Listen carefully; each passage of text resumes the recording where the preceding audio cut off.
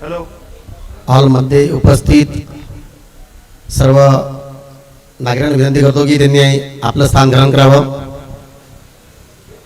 आज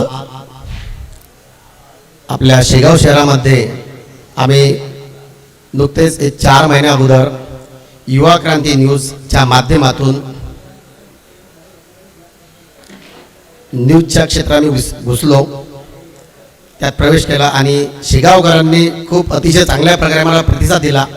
त्या प्रतिसादाच्या भरोशावरच आम्ही विविध प्रकारचे कार्यक्रम, विविध प्रकारच्या मुलाखती, राजकीय असतील, सामाजिक असतील, वैयक्तिक असतील, अशा सर्व कार्यक्रमांना आम्हाला शेगाव शहरातील तसेच आमच्या सर्व प्रेक्षक, काही बॉम्बेतले, काही पुण्यातले और सर्व ठिकाणचे, त्यांनी आम्हाला भरभरून प्रतिसाद दिला। त्याच भरोशावर आज आम्ही हा शेगाव शहरासाठी एक नवीन प्रयोग म्हणून आमच्या चॅनलचा नवीन पहिलाच प्रयोग आहे। तर या प्रोग्राममध्ये ज्याही आम्ही प्रमुख पाहुण्यांना विनंती करून या कार्यक्रमासाठी येण्याची विनंती केली, त्यांनी सर्वांची आमची विनंती मान्य केली आणि या कार्यक्रमाला उपस्थित असेल। मी अशा सर्व प्रमुख पाहुण्यांचं मनापासून आभार व्यक्त करतो। तसेच TR शर्मा गगन शेगाव कचोरी द्वारा प्रायोजित या सुंदर अशा कार्यक्रमामध्ये मतचोरीच्या विळख्यात EVM या विषयावर आधारित आजचं हे चर्चासत्र आहे। या चर्चासत्रामध्ये महाविकास आघाडी तसेच महायुती या दोन्ही आघाड्यांनी या कार्यक्रमात भाग घेतलेला आहे। मी या हॉलमध्ये उपस्थित सर्व प्रेक्षकांना सांगू इच्छितो की आपल्या कार्यक्रमाची चौकट आहे, त्या चौकटच्या बाहेरचा प्रश्न या ठिकाणी कोणी विचारू नये। मतचोरीच्या विळख्यात EVM हा आपला मेन विषय आहे आणि या विषयाला अनुसरूनच ज्यावेळेस आमचे होस्ट रोहितजी देशमुख आपल्यापर्यंत येतील की कुणाला प्रश्न विचारायचा असेल, त्यावेळेस या चौकटच्या बाहेरचा प्रश्न कोणीही विचारू नये अशी मी सर्वांना विनंती करतो आणि आवाहन करतो। पुढील कार्यक्रमासाठी युवा क्रांती न्यूजचे होस्ट रोहितजी देशमुख यांना आमंत्रित करतो की त्यांनी पुढील कार्यक्रम सुरू करावा। खूप खूप धन्यवाद। युवा क्रांती न्यूज मध्ये आपल्या सर्वांचे स्वागत आहे। आज एक आगळा वेगळा कार्यक्रम आपण बघणार आहोत, तो अनुभवणार आहोत। गगन कचोरी प्रस्तुत मत चोरीच्या विळख्यात EVM या विषयाला अनुसरून आपण एक चर्चा घेतोय, चर्चासत्र घेतोय, महाचर्चासत्र घेतो आहे आणि या सर्व महाचर्चेचे आपण साक्षीदार होणार आहोत। त्यासाठी महाविकास आघाडीचे नेते आणि महायुतीचे नेते इथे आहेत, उपस्थित आहेत। या चर्चेमध्ये ही चर्चा हेल्दी व्हावी त्यासाठी एक आपण जज म्हणून बोलवलेले आहेत सेठ ग.बी. मुरारका महाविद्यालयाचे सामाजिक शास्त्राचे विभाग प्रमुख प्राध्यापक डॉक्टर विनोदजी गायकवाड सर। मी त्यांना व्यासपीठावरती आमंत्रित करतो।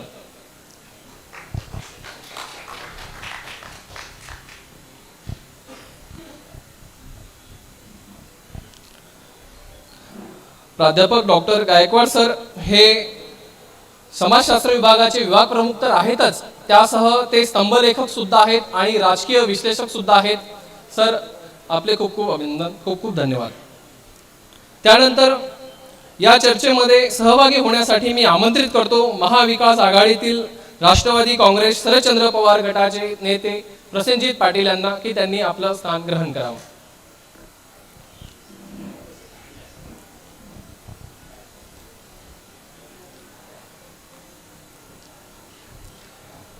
त्यानंतर भारतीय राष्ट्रीय काँग्रेसचे नेते शैलेश दादा पाटील यांना मी आमंत्रित करतो की त्यांनी व्यासपीठावरती यावं, आपलं स्थान ग्रहण करावं।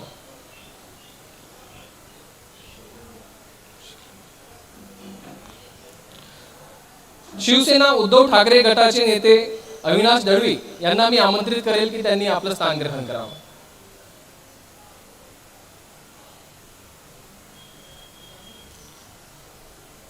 त्यासोबतच विरोधकांच्या प्रश्नाला उत्तर देण्यासाठी महायुतीकडून मी आमंत्रित करतो भारतीय जनता पक्षाचे नेते प्रदीपजी सांगळे की त्यांनी आपलं व्यासपीठावरती स्थान ग्रहण करावं. शिवसेना शिंदे गटाचे नेते संदीप लिप्ते यांना मी आमंत्रित करतो की त्यांनी व्यासपीठावरती आपलं स्थान ग्रहण करावं. संतोष लिप्ते राष्ट्रवादी काँग्रेस अजित पवार गटाचे नेते प्राध्यापक भूषण दाभाडे यांना मी आमंत्रित करतो की त्यांनी व्यासपीठावरती आपलं स्थान ग्रहण करावं. उपस्थित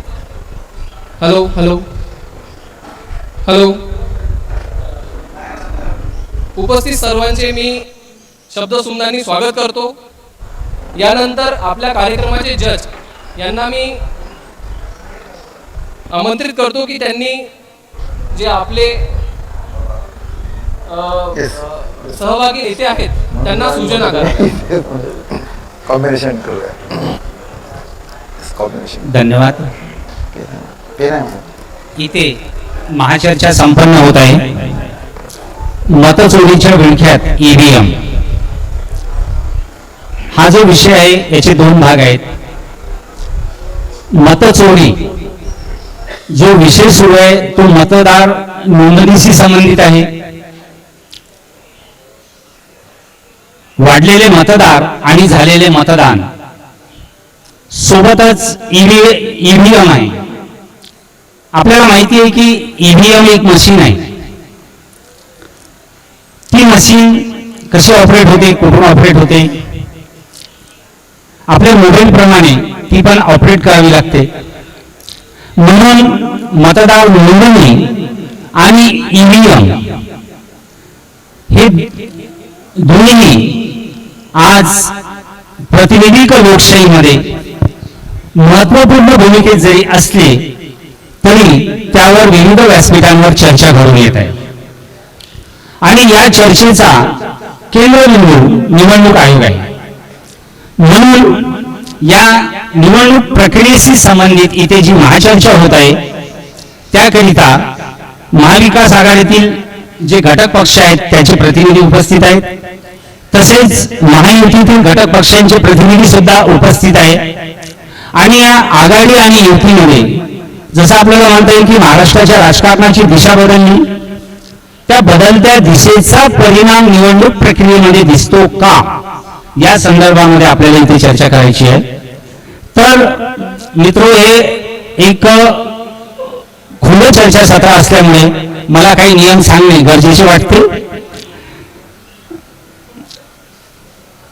आपल्याला वेळेचे बंधन आहे. आपले मत विषयाला धरून मांडणे बंधनकारक आहे. निवडणूक प्रक्रिया या भोवतीच ही चर्चा फिरणे अपेक्षित आहे. प्रेक्षकांना प्रश्न विचारण्याकरिता वेळ दिला जाईल. प्रश्न निवडणूक प्रक्रियेशी संबंधितच असावा ही काळजी आपल्याला घ्यायची आहे. आणि आपले काही प्रश्न असतीलही तर पुढे होणाऱ्या स्थानिक निवडणुकांवर याबाबत आपण स्वतंत्र चर्चा करणार आहे. तिथे त्या प्रश्नाला मांडण्याची संधी आपल्याला देण्यात येईल. प्रश्न विचारणे आणि विचारलेल्या प्रश्नांचे स्वरूप ठरविण्याचा अधिकार आयोजकांना असेल.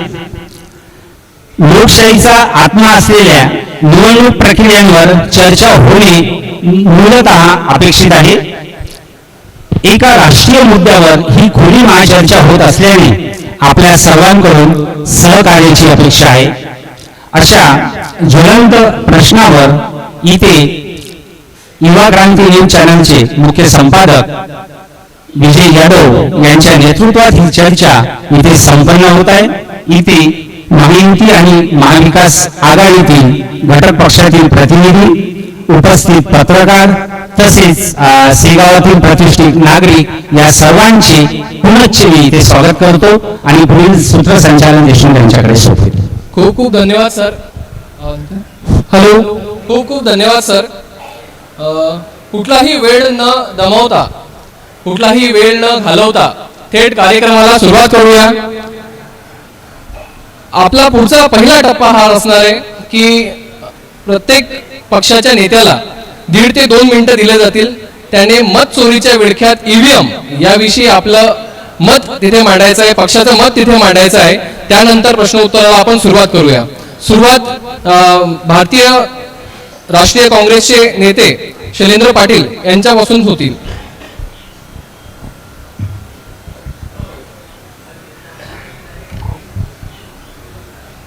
2024चे जी लोकसभा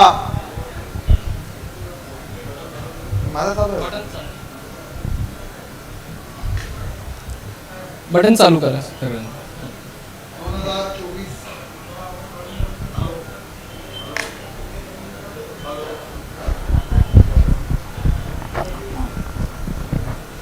2024ची जी लोकसभा इलेक्शन झाले त्या ठिकाणी महाराष्ट्रामध्ये फक्त आणि फक्त 17 लोकसभेचे खासदार हे आमच्या विरोधी पक्षाचे निवडून आले आणि जवळपास 31 खासदार हे महाविकास आघाडीचे निवडून आले. लोकांची मानसिकता, जनतेची मानसिकता, वोटरची मानसिकता, देशामधला असलेला कल त्या ठिकाणी महाराष्ट्रामध्ये आणि देशामध्ये आपल्याला बघायला मिळाला. 2019 पासून ते 2024 पर्यंत महाराष्ट्रामध्ये 31 लाख निवडून मतदारांची संख्या वाढली आणि मे 2024 ते ऑक्टोबर 2024 या 5 महिन्यामध्ये 41 लाख मतदारांची संख्या वाढली. बघा, 5 वर्षात 31 लाख वाढली आणि 5 महिन्यात 41 वाढली. आणि त्यातलाही त्या सर्वात महत्वाचा मुद्दा, कुठेतरी काहीतरी गडबड आहे हे गेल्या 10 वर्षापासून आपल्याला लक्षात येत होतं. परंतु नेमका विषय आमचे आदरणीय सन्माननीय राहुलजी गांधी यांनी फार चांगली पत्रकार परिषद घेऊन आणि एखादा मुख्याध्यापक, एखादा लेक्चरर, एखादा प्राध्यापक ज्या पद्धतीनं मान्य करतो, देशातले असंख्य हुशार पत्रकार नक्की हुशार असतात, परंतु या सगळ्या लोकांसमोर पत्रकार परिषद घेतल्याने एक मुद्दा त्यांनी इथं मांडला. महाराष्ट्राच्या पुढे बोलायचं झालं, महाराष्ट्रामध्ये पोरांची संख्या जी आहे ती 9,52,00,000 आहे आणि मतदारांची संख्या जी दाखवण्यात झाली होती ती 9,70,00,000पर्यंत दाखवण्यात आली होती.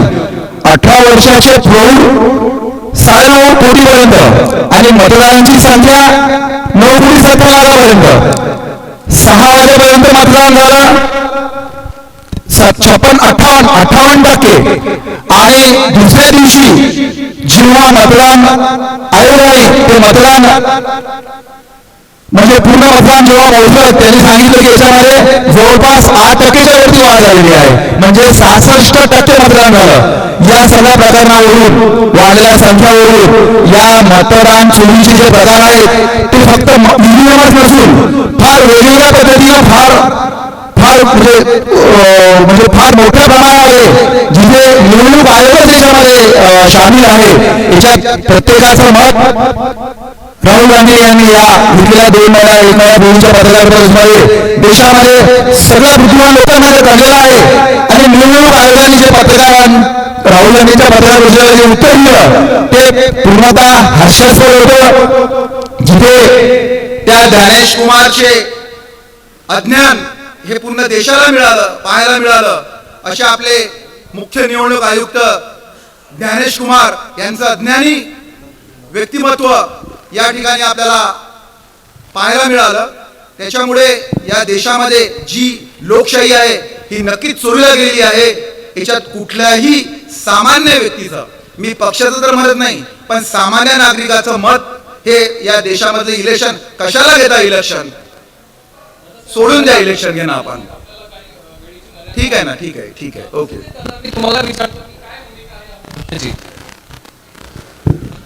सर्वप्रथम मी आपल्या या युवा क्रांती चॅनल आणि गगन्स जी आपली इथं एक फर्म आहे त्या दोघांचं मनापासून मी या ठिकाणी अभिनंदन करतो.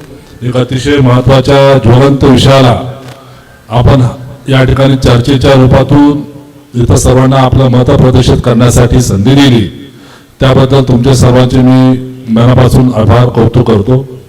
शेगावकरांचे विशेष करून सर्व महाराष्ट्रभरामध्ये शेगाव अतिशय काही सांगण्याची गरज नाही आहे. तरी त्या ठिकाणी हे चर्चासत्र होतोय त्याच्याबद्दल पुन्हा आपल्या सर्वांचं अभिनंदन. मुख्य आता प्रश्नाकडे येऊया. जो विषय आहे आजचा, मतचोरीच्या विळख्यात ईव्हीएम.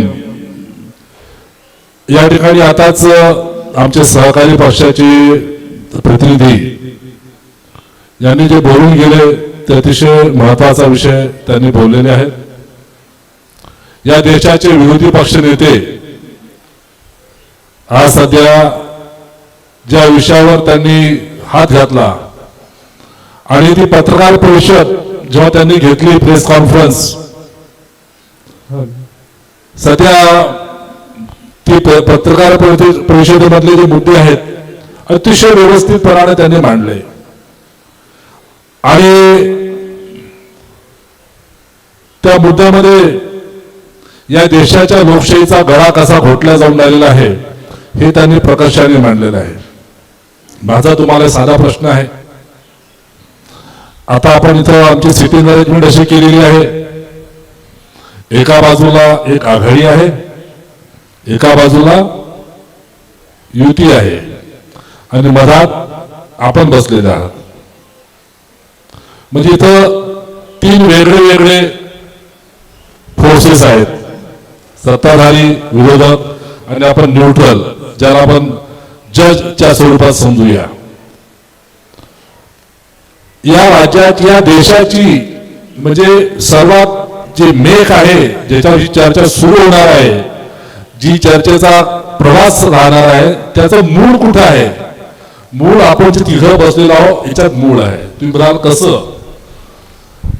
निवडणूक आयोगाची जी रचना राहिलेली आहे, जेव्हा निवडणूक आयोगाचं गठन झालं या देशामध्ये, त्यावेळेला भारतीय राष्ट्रीय काँग्रेसची अभूतपूर्व 1 साइडेड या तिथं सत्ता होती. 2/3 पेक्षा पण जास्त 3/4 त्या ठिकाणी खासदार होते.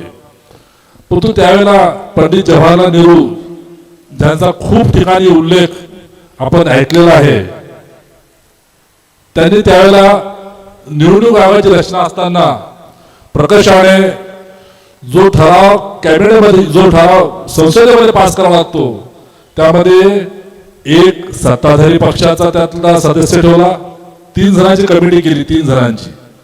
त्यात प्रधानमंत्री एक राहतो, दुसरा लीडर ऑफ ऑपोजिशन दुसरा असतो आणि तिसरा सुप्रीम कोर्टाचा न्यायाधीश असतो.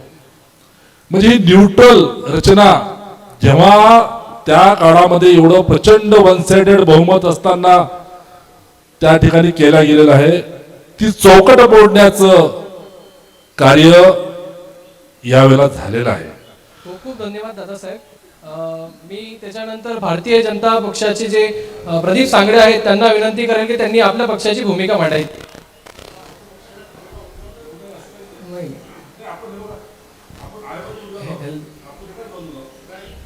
हेल्दी चर्चेसाठी येते सगळं.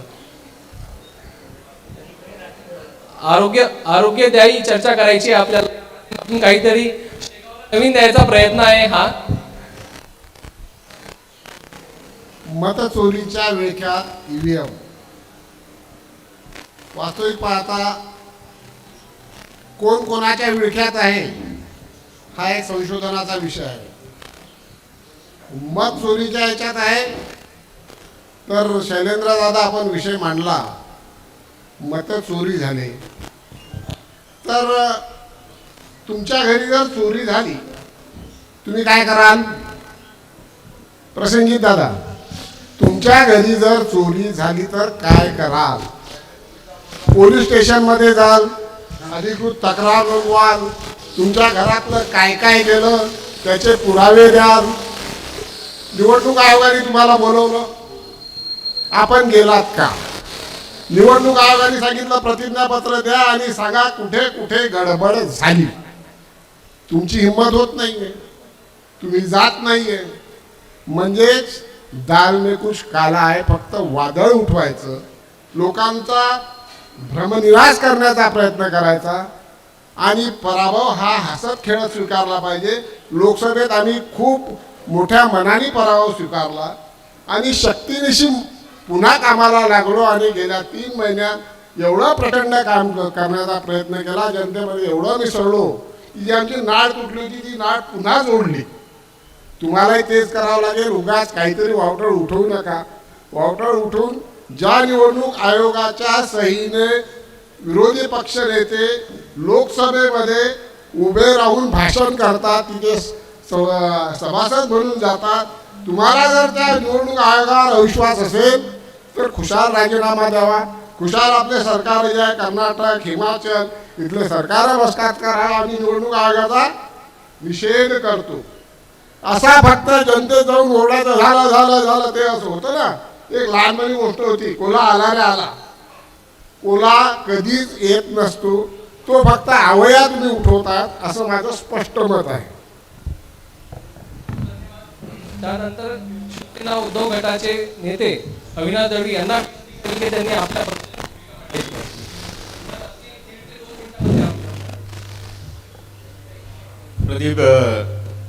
प्रदीप भाऊ जे बोलले, तर प्रदीप भाऊंना मी सांगू इच्छितो की हा जो विषय झाला हा ग्राउंड लेवलवर झालाच नाही.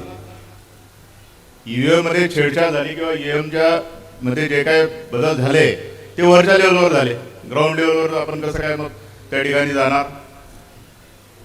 त्याचं कारण असं की महाराष्ट्रामध्ये जेव्हा विधानसभेचं मतदान झालं, मतदान झाल्यानंतर 2 तासांनी 65 लाख मतदान वाढलं असं डिक्लेअर करण्यात येते. बरं, 65 लाख मतदान वाढलं तर ते मतदान दाखवा बाबा असं RTIच्या मध्ये लोकांनी टाकलं. त्याचे CCTV फुटेज द्या. जर त्या ठिकाणी मतदान वाढलं तर त्याचे CCTV फुटेज दाखवा ना की बा असं असं मतदान वाढलं. तर जसं ते CCTV फुटेज मागितले तसं निवडणूक आयोगानं काय म्हटलं, 45 दिवसात ते आम्ही डिस्ट्रॉय करून टाकले. मग याच्यामध्ये हे फार मोठी शंका त्या ठिकाणी निर्माण होते आणि आहे. अशा प्रकारे बरेचसे विषय आहेत की जे नावं त्या ठिकाणी जिथे ॲड्रेस नाही आहेत त्यांची नावं कितीतरी मिळालीत. तर हे सगळे शंकेचे विषय असल्यामुळे ईव्हीएमवर शंका ही 100% आहेच आणि ईव्हीएम हे शंकेच्या विळख्यात आहे. शिंदे गटाचे नेते संतोष लिप्ते यांना विनंती करेल की त्यांनी आपल्या पक्षाची भूमिका मांडायची आहे.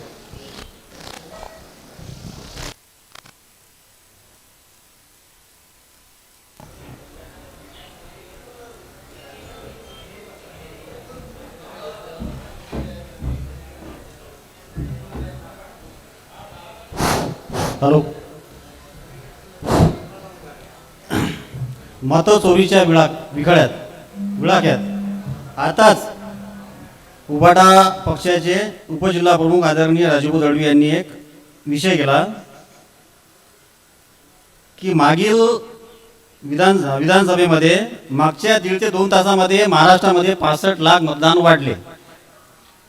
राजीव माझ्यापेक्षा आपण सिनियर दादा आहेत. दादांनी 2 विधानसभा लढलेल्या आहेत. प्रशांत दादांनी मला एक सांगावंसं वाटते की ज्या वेळेस मतदार हा मतदान करायला जातो त्यावेळेस त्या मतदान केंद्रामध्ये प्रत्येक पक्षाचा पोलिंग एजंट आतमध्ये असतो. मतदार आतमध्ये मतदान करतो त्यावेळेस त्या प्रत्येक पक्षाचा पोलिंग एजंट तिथं टिकमार करतो की हा मतदार इथं आला आणि हा मतदान करून गेला. मला एक तुम्हाला साधं उदाहरण सांगायचं आहे की एका बूथवर जर तिथं 2000 मतदान आहे आणि त्या बूथवर जर 60% मतदान झालं तर तिथं 1200 मतदान झालेलं आहे. बरोबर आहे. परंतु तुमचं म्हणणं आहे की तिथं आणखीन 10% मतदान वाढलं आहे तर तिथं 1400 मतदान झालं आहे. तुमच्या मते 10% मतदान नंतर वाढवलं निवडणूक आयोगानं. बरोबर आहे. तर मला एक सांगायचं आहे तिथं तुमच्या पक्षाचा पोलिंग एजंट बसलेला होता, त्यांनी 1200 लोकांच्या समोर टिकमार केलेला आहे. मग तुम्ही म्हणता 10% मतदान वाढलं तर तुमचा पोलिंग एजंट तिथं आतमध्ये काय करत होता की तोही महायुतीच्या लोकांना मॅनेज झालेला होता असं समजायचं आम्ही. मग मी पाहिलं काँग्रेसच्या नेत्यांनी आदरणीय राहुल गांधी यांनी जे दाखवलं की मतदान वाढलं, कसं वाढलं, 2 फोटो झाले, 4 फोटो. अरे पण तुमचा काँग्रेसचा पुलिंग एजंट आतमध्ये बसलेला होता ना, त्यांनी पाहिलं ना की किती मतदार आले. आणि जो पुलिंग एजंट असतो तो त्या पुलिंग एजंटमध्ये जेवढं मतदान असते त्याचं तोंडपाठ असते, चेहरापाठ असते की कोणता वोटर इथं आहे. त्यांनी पाहिलं हा वोटर आला, त्याच्यापुढे त्यांनी टिकमार केलेली आहे. मग तुम्ही म्हणता की मतदान वाढलं, कसं मतदान वाढलं? तुमचा कार्यकर्ता तिथं काय करत होता? हा माझा तुम्हाला प्रश्न आहे.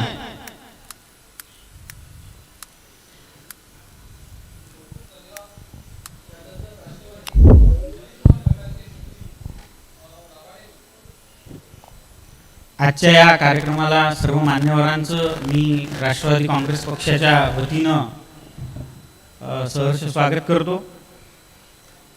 आदरणीय विरोधी पक्षातील सर्व नेत्यांनी असं सांगितलं की मतचोरी झाली. आता मतचोरी होणं यावर 5 ते 7 लाख शासकीय कर्मचारी हे बूथवर असतात. त्यानंतर प्रत्येक पक्षाची बूथ कमिटी असते. त्या बूथ कमिटीत 10-10 लोक हे मेंबर्स असतात. त्या वार्डानुसार, त्या प्रभागानुसार, त्या बूथनुसार आपण एकमेकांचे चेहरे ओळखतो. इतक्या मोठ्या यंत्रणेतून चोरी होणं हे मला नाही वाटत शक्य आहे. दुसरी महत्त्वाची गोष्ट, ज्या वेळेस मतदार याद्या तयार होतात त्याचा मसुदा जो असतो तो मसुदा निवडणूक आयोग हा त्या पक्षांकडे देतो. त्यात काही आक्षेप असतील तर त्याच्या सुधारणा करून त्या बूथवर, त्या तहसीलला, त्या बूथपर्यंत पोहोचवण्याची मतदार यादी ही निवडणूक आयोग व्यवस्था करत असते. इतक्या सगळ्या गोष्टी घडत असताना 45 दिवसाच्या कालावधीनंतर माननीय भारतीय राष्ट्रीय काँग्रेस पक्षाचे नेते आदरणीय राहुलजी गांधी यांनी 8 महिन्यानंतर महाराष्ट्राच्या या विधानसभेच्या निवडणुकीवर आक्षेप घेतला आणि सांगितलं की एका घरात 40 मतं जी आहेत, एका ठिकाणावर 40 मतं. मला आठवतं की संगमनेरच्या तहसील कार्यालयात त्यांनी सांगितलं की 7,000 मतं. तहसीलचा जो लोकांचा जो डेटा आहे, मी जर 18 वर्षाचा पूर्ण आहे आणि 18 वर्षाचा पूर्ण झाल्यानंतर मी BLO कडे गेलो आणि BLOला जर मी माझं ओळखपत्र TC वगैरे देऊन मतदान नोंदणी केली, नंतर जे ऑनलाईनची प्रक्रिया आहे ती तहसील कार्यालयाच्या मार्फतच होत असते. सरासरी हा आरोप जो आहे तो खोटा आहे की मतचोरी झाली. इतक्या लोकांच्या नजरेखालून ही चोरी होणं शक्य नाही. आणि 40 लोकांचा जो प्रश्न राहिला तर BLO कडचं जे माहिती आहे त्याच्यावर तुम्ही आक्षेप घ्यायलाच पाहिजे होते.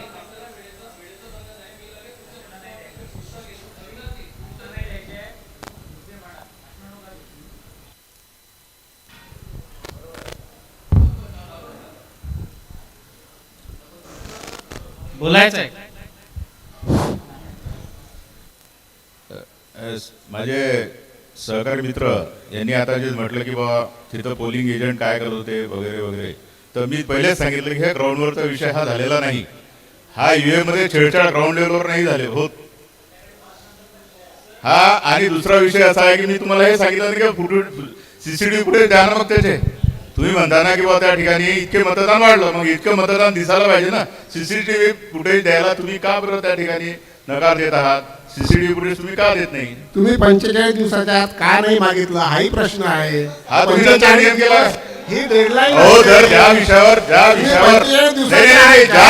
पूर्ण देशामध्ये ज्या विषयावर 45 दिवसाचा नियम हा निवडणूक आयोगाने घातलेला आहे. एक मिनिट, ज्या विषयावर संपूर्ण देशामध्ये गोंधळ उठलेला आहे राजू भाऊ, आणि साथ ज्या- केल्यावर ज्याच्यावर मारण्यात अर्थ जर तुमच्यावर तुम्ही अविश्वास साथ येतो त्याच तुम्ही वेळेस ते फुटेज तर पहिले द्यायला पाहिजे ना. टप्प्यात असतो त्यावेळी हे फुटेज द्यायला तुम्हाला तर पहिले द्यायला पाहिजे की बाबा हे घ्या. तुम्हाला आम्ही जर समजा उदाहरणार्थ आम्ही कशात काही केलेलं नाहीये तर तुम्ही स्वतःहून द्यायला पाहिजे. हे फुटेज घ्या आणि काय असेल ते बघा. त्यासाठी नियमावली घालून दिलेली आहे. नियमावली त्यांनी नंतर केली. नियमांचं तुम्हाला माहिती नाही हे कबूल करा. प्रदीप भाऊ, तुम्ही जे म्हटलं पुरावे आणि मतचोरी झाल्याचा रिपोर्ट, बिलकुल तुमचा म्हणणं मला पटलेला आहे. परंतु जेव्हा आपण पोलीस स्टेशनला तक्रार द्यायला जातो तर ठाणेदार आपल्याला पुरावे मागतो. हे पुरावे मागण्यासाठी निवडणूक आयोगाकडे आम्ही सतत अर्ज केले. आपला देश डिजिटल इंडियाकडे चाललेला आहे, पेपरलेस व्हायला चाललेलो आपण. आदरणीय राहुलजींनी त्यांना डिजिटल त्यावेळेला याद्या मागितल्या, याद्या आम्हाला चेक करायच्या आहेत.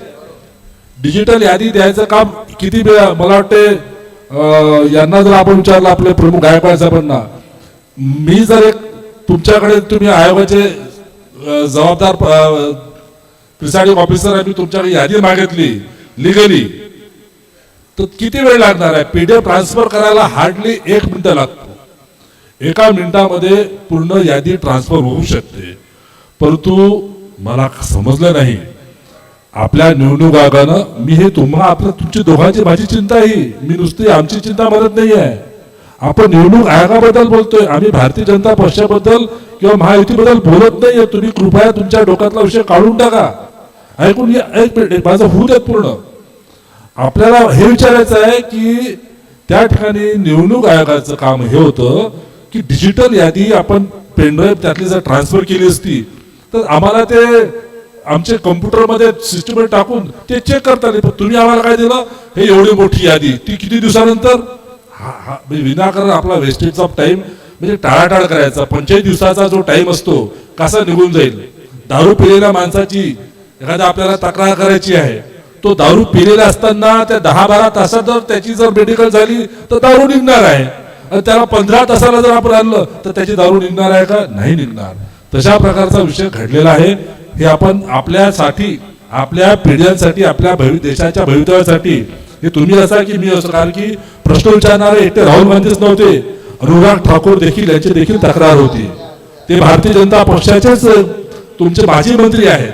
त्यामुळे कॉमन तुमची पण तक्रार राहिली, आमची पण तुमची तक्रार राहिली, हे तुम्ही विसरले. तुम्हाला आठवण करून देऊन आलेलो, तुमची पण तक्रार ती आयोगाकडीच होती. हा फक्त असं आहे,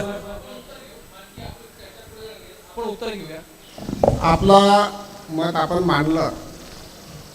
आता तुम्हाला याद्या पाहिजे होत्या, त्या जर ऑनलाईन मिळाल्या असत्या तर तुम्ही पुरावा नसलं आम्हाला मिळाल्या नाही म्हटलं असतं. तुम्हाला पूर्ण याद्या दिल्या, तरी त्या व्यतिरिक्त तुम्ही तुमचं ऑब्जेक्शन दाखल करायचं होतं. ते करणं मस्ट होतं. आता ह्या हॉटेलमध्ये आपण बसलोय, यांनी 1 तास 2 तासाकरता हे हॉटेल घेतलं असेल, तो हॉटेलवाला अजून आपल्याला 3 तास इथे बसू देईल. 3 तासानंतर दुसऱ्या पार्टीला यायला हॉटेल द्यायचं, त्याचे कस्टमर येणार आहेत. तसा निवडणूक आयोगाचा 45 दिवसाचा ही डेडलाईन आहे. तुम्हाला जो डाटा पाहिजे होता तो आधी त्याच्यावर ऑब्जेक्शन घ्या. हा आम्हाला डाटा पाहिजे, तुम्ही लेखी स्वरूपात का दिला नाही आणि का देत नाही, प्रतिज्ञापत्र बरोबर आहे. हे जे तुम्ही जे म्हणता लेखी स्वरूपात दिला नाही, हे अगदी अत्यंत एकदम चुकीचं आहे. तुम्ही सर्वात पहिले मी बोललो आणि तुम्ही प्रदीप भाऊ, आपण सिनियर आहात, शेगावचे एक जाणते राजकारणी आहात, त्याबद्दल कुठे दुमत नाही आहे. आमच्या फार पहिले तुम्ही राजकारण चालू केलेलं आहे, समाजकारण चालू केलेलं आहे. आणि तुम्ही मला उद्देशून विचारलं की तुम्ही जे आधी लेखी तक्रार केली पाहिजे, आपली जर चोरी झाली तर, अहो तुम्ही आपल्या घरी जर चोरी झाली तर आपण पोलीस स्टेशनला फक्त फोन लावतो, पोलीस येतात, तुमच्या घरी काय चोरी झाली ते प्राथमिक सगळा तो आपला लेखाजोखा घेतात आणि फक्त आपली जी चोरीची जी लेखी तक्रार आहे ही फक्त आणि फक्त आपल्याला एक अधिकृत नीत्या नोंदवावं लागतं. ते लिहेपर्यंत तो काही तुमच्या घरीच येत नाही, ते चोरीच बघत नाही. इथे तर फक्त जशी राहुल गांधींनी पत्रकार परिषद घेतली तर त्याच्या मागे आपल्याला कशी पळवाट काढायची आहे आणि कसे काय घ्यायचे आहेत. आणि तुम्ही ज्या ॲफिडेव्हिट बद्दल म्हणता, लेखी म्हणता, डिसेंबर महिन्यात ऑक्टोबरमध्ये इलेक्शन झालेत आणि या देशाचे आणखीन एक मुख्य नेते, माजी मुख्यमंत्री सर्वात मोठ्या प्रदेशाचे अखिलेश यादव यांनी लेखी तक्रार केली दादा डिसेंबर मध्ये निवडणूक आयोगाकडे, ॲफिडेव्हिट दिलं. त्याचं काय केलं तुम्ही? अहो तुम्हाला काही दिलं, मी निवडणूक आयोगाला म्हणतो, तुम्हाला ते करायचंच नव्हतं, तुम्ही बांधलेला एका खोट्याला. आणि हे झालं तुमच्या प्रश्नाचं उत्तर. संतोष भाऊ, आपण इथे चर्चा करायला, शिवसेना जरी तुमचा एकदम स्ट्रॉंग प्रबळ पक्ष जरी असला तरी आपण इथे एक निवडणूक आयोगावरती, आपल्या लोकशाहीवरती चर्चा करायला आपण आलेलो आहोत. इथे आपल्याला सामंजस्याने चर्चा करायची आहे. आपल्याला इथे भांडणं करायचे नाही आहेत. आपल्याला नक्कीच एक याच्यातून मार्ग काढायचा आहे. ते तुम्ही असो का मी असो, पण तुम्ही जे प्रश्न विचारले की मतचोरी झालीच नाही, असं झालं तसं झालं. अहो, हे जो प्रकार झालेला आहे हे तुम्ही म्हणता की इतकेच मतदान कसे वाढले, तितकेच मतदान कसे वाढले. अहो, हे मतदान तुमच्या आणि माझ्या त्या पोलिंग बूथवर वाढलेलेच नाही आहेत. हे त्यांनी कुठे मोठ्या शहरामध्ये तुम्ही जावा, शेजारी शेजाराला ओळखत नाही, त्या ठिकाणी त्यांनी तो मतदार वाढलेला आहे. आपल्या गल्ली आणि आपल्या शेगाव आणि आपल्या मतदारसंघामध्ये प्रत्येक व्यक्ती, प्रत्येक बूथ एजंट प्रत्येकाला ओळखतो. तुम्ही मुंबई, पुणे आणि नागपूर सारख्या सिटीमध्ये जा, त्या फ्लॅट स्कीम मध्ये तुमच्या शेजारी कोण राहतो त्याचं नाव त्याला माहित नाही, त्या पोलिंग एजंटला काय माहिती आहे.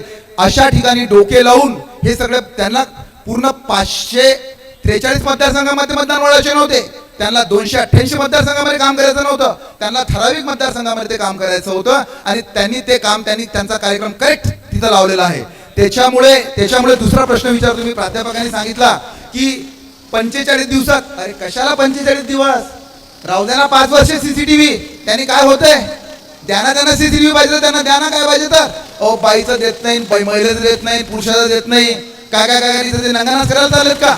अहो, ते तिथं मतदान करायला आपला बंधू भगिनी जात आहेत, त्यांचे सीसीटीव्ही आपण का देत नाही. हा मूर्खपणाचा जो विषय आहे हा सोडून द्यावा. आणि दादांनी सांगितल्याप्रमाणे 2 सेकंद फक्त, अनुराग ठाकूरने राहुल गांधींच्या विषयालाच दुजोरा दिला. अहो, तुम्ही तुमच्या नेत्यांचं, अनुराग ठाकूरजींचं तरी मत ऐका आणि त्यांच्या मताला तरी दुजोरा द्या आणि या देशामध्ये लोकशाही वाचवा.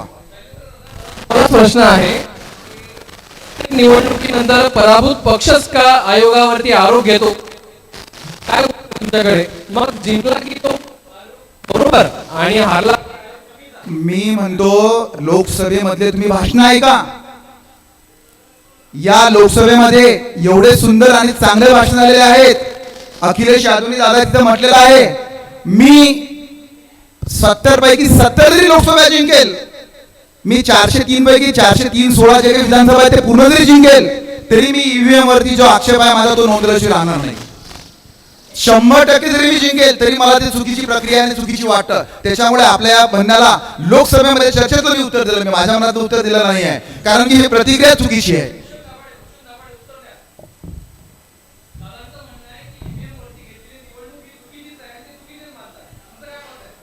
सर्वात पहिले मला एक सांगायचं आहे की 1980च्या दशकात या देशात कुणाचं राजवट होतं ते आपल्या सर्वांना माहिती आहे. त्यांनी सर्व पक्षांसमोर इलेक्ट्रोल मशीन्स ह्या आणायच्या मतदानासाठी असा ठराव घेतला. 1982 साली पररूर विधानसभा मतदारसंघाचं बाय इलेक्शन्स होतं. त्या बाय इलेक्शन्समध्ये केरळ राज्यातलं ते इलेक्शन होतं, तिथे निवडणूक झाली. निवडणूक झाल्यानंतर तिथे जसं रोहित सरांनी सांगितलं की हरणाराच उमेदवार ईव्हीएमवर येतो, की ईव्हीएम खराब आहे किंवा मत चोरी होते. त्याच पद्धतीनं जो उमेदवार हरला होता त्या उमेदवारानं सुद्धा आक्षेप घेतला. आक्षेप घेतल्यानंतर 1988 साली त्या इलेक्शन्स जे मशीन आहे त्याला बॅन करण्यात आलं होतं. म्हणजे सांगायचं तात्पर्य हे की ज्यांनी इलेक्शन ज्या सत्तेच्या काळात म्हणजे काँग्रेसने ईव्हीएम मशीन आणली, ईव्हीएमचे ठराव घेतले, 1900 लोकप्रतिनिधी 1951चा कायदा मोडून आदरणीय राजीवजी गांधी यांनी त्यात सुधारणा केली आणि 1990 मध्ये सुद्धा भारतभर इलेक्शन्स ईव्हीएमच्या द्वारे घ्यायचे हे ठरवलं. मग याच्यावर कोणी बोलणार नाही. 2024चं लोकसभेचं इलेक्शन झालं, 30+1 इंडिपेंडंट निवडून आल्यानंतर ते महाविकास आघाडीकडे गेले, तुम्हाला सर्वांना माहिती आहे. मग त्यावेळेस मित्र पक्षांनी आरोप केला का, अहो आम्ही जनतेत गेलो, आम्ही जनतेला देण्याचं काम केलं, आम्ही लाडकी बहीण योजना आणली, आम्ही वारकऱ्यांसाठी योजना आणली, आम्ही युवकांना प्राधान्य देण्यासाठी युवकांच्या रोजगाराची योजना आणली, मुख्यमंत्री युवा प्रशिक्षण योजना, बळीराजा योजना आणली. या योजनेतून आम्हाला मतं मिळाली. हो, इलेक्शन मतं चोरी करून मतं नाही मिळाली. आम्ही जनतेत गेलो आणि जनतेचा विचार ऐकून घेतला. चुका झाल्या मोठ्या मनानं, लोकसभेचा पराभव हा मोठ्या मनानं आम्ही स्वीकारला आणि जनतेत गेलो. या ठिकाणी अहो जे ईव्हीएम किंवा जी टेक्नॉलॉजी राजीव गांधींनी जे स्वप्न बघितलं होतं, त्यांनी माझा देश हा डिजिटल झाला पाहिजे आणि त्यांनी तो करून दाखवला आणि त्या नेत्याचं स्वप्न फार मोठं होतं, परंतु त्या मार्गाला तुम्ही कुठेतरी गालबोट लावलं. जीएसटी हे काँग्रेसचं स्वप्न होतं. त्या काळात आदरणीय आपल्याला कोणाचं इथं पक्षावरती जायचं नाही आणि आपल्याला कुठे जायचं नाही आहे. आपला विषय सोडून तुमचा प्रश्न आहे की डिजिटल आपण का गेलो. अहो तुम्ही जीएसटी वरती सुद्धा तेव्हा आक्षेप घेणारे तुम्ही तेच परत स्वीकारला आणि त्या वर्षावर तुम्ही आज सगळा हा ताल आणि काय म्हणतात त्याला, माझा शब्द चुकेल कुठेतरी, तुम्ही हे सगळं त्याच्या भरोशावरती तुम्ही हे करत आहात. जेव्हा राजीव गांधींनी ती ईव्हीएम मशीन आणली होती ती अगदी योग्य आणि चांगल्या पद्धतीची होती, परंतु तिचा प्रकार आणि तिचा परिणाम तुम्ही वाईट पद्धतीने घेत आहात आणि या मतचोरीचं ते पूर्ण खापर आज ईव्हीएम वरती फोडण्यात येत आहे. इथे फक्त ईव्हीएमच नाही, तर आता हा निवडणूक आयोगावरती तुम्ही साठगाठ करून निवडणूक आयुक्तच हा चुकीच्या पद्धतीने दादाने सांगितल्याप्रमाणे तिथं CGI मुख्य निवडणूक जो आपला न्यायाधीश आहेत त्यांना बाजूला काढला आणि एक वरिष्ठ नेता, वरिष्ठ कॅबिनेट मंत्री, पंतप्रधान ठरवतील तो, म्हणजे एक पंतप्रधान, एक तो जे ठरवतील ते मंत्री आणि एक विरोधी पक्षनेता, 3 जणांपैकी ऑलरेडी ज्याचं पंतप्रधान राहील त्याचा निवडणूक आयुक्त राहील, तो काय पुढे जाईल कुठे. त्याच्यामुळे त्यावेळेची जी परिस्थिती होती ती परिस्थिती 542 543 पैकी 416 जरी आमच्या काँग्रेसचे खासदार असतील तरी सुद्धा त्यांनी ती प्रक्रिया राबवली आणि आज तुमच्याकडे जेमतेम तुम्ही 272 मतदार आपल्याला बहुमत पाहिजे, 240 आपल्याजवळ बहुमत असताना आपले पक्षाचे खासदार असताना तुम्ही हुकुमशाही पद्धतीने या देशामध्ये निवडणूक आयुक्त नियुक्त करता, तुम्हाला पाहिजे त्या पद्धतीने तुम्ही सगळ्या नियुक्त करता. हे 100% चुकीचं या देशावरती तुम्ही लादत आहात.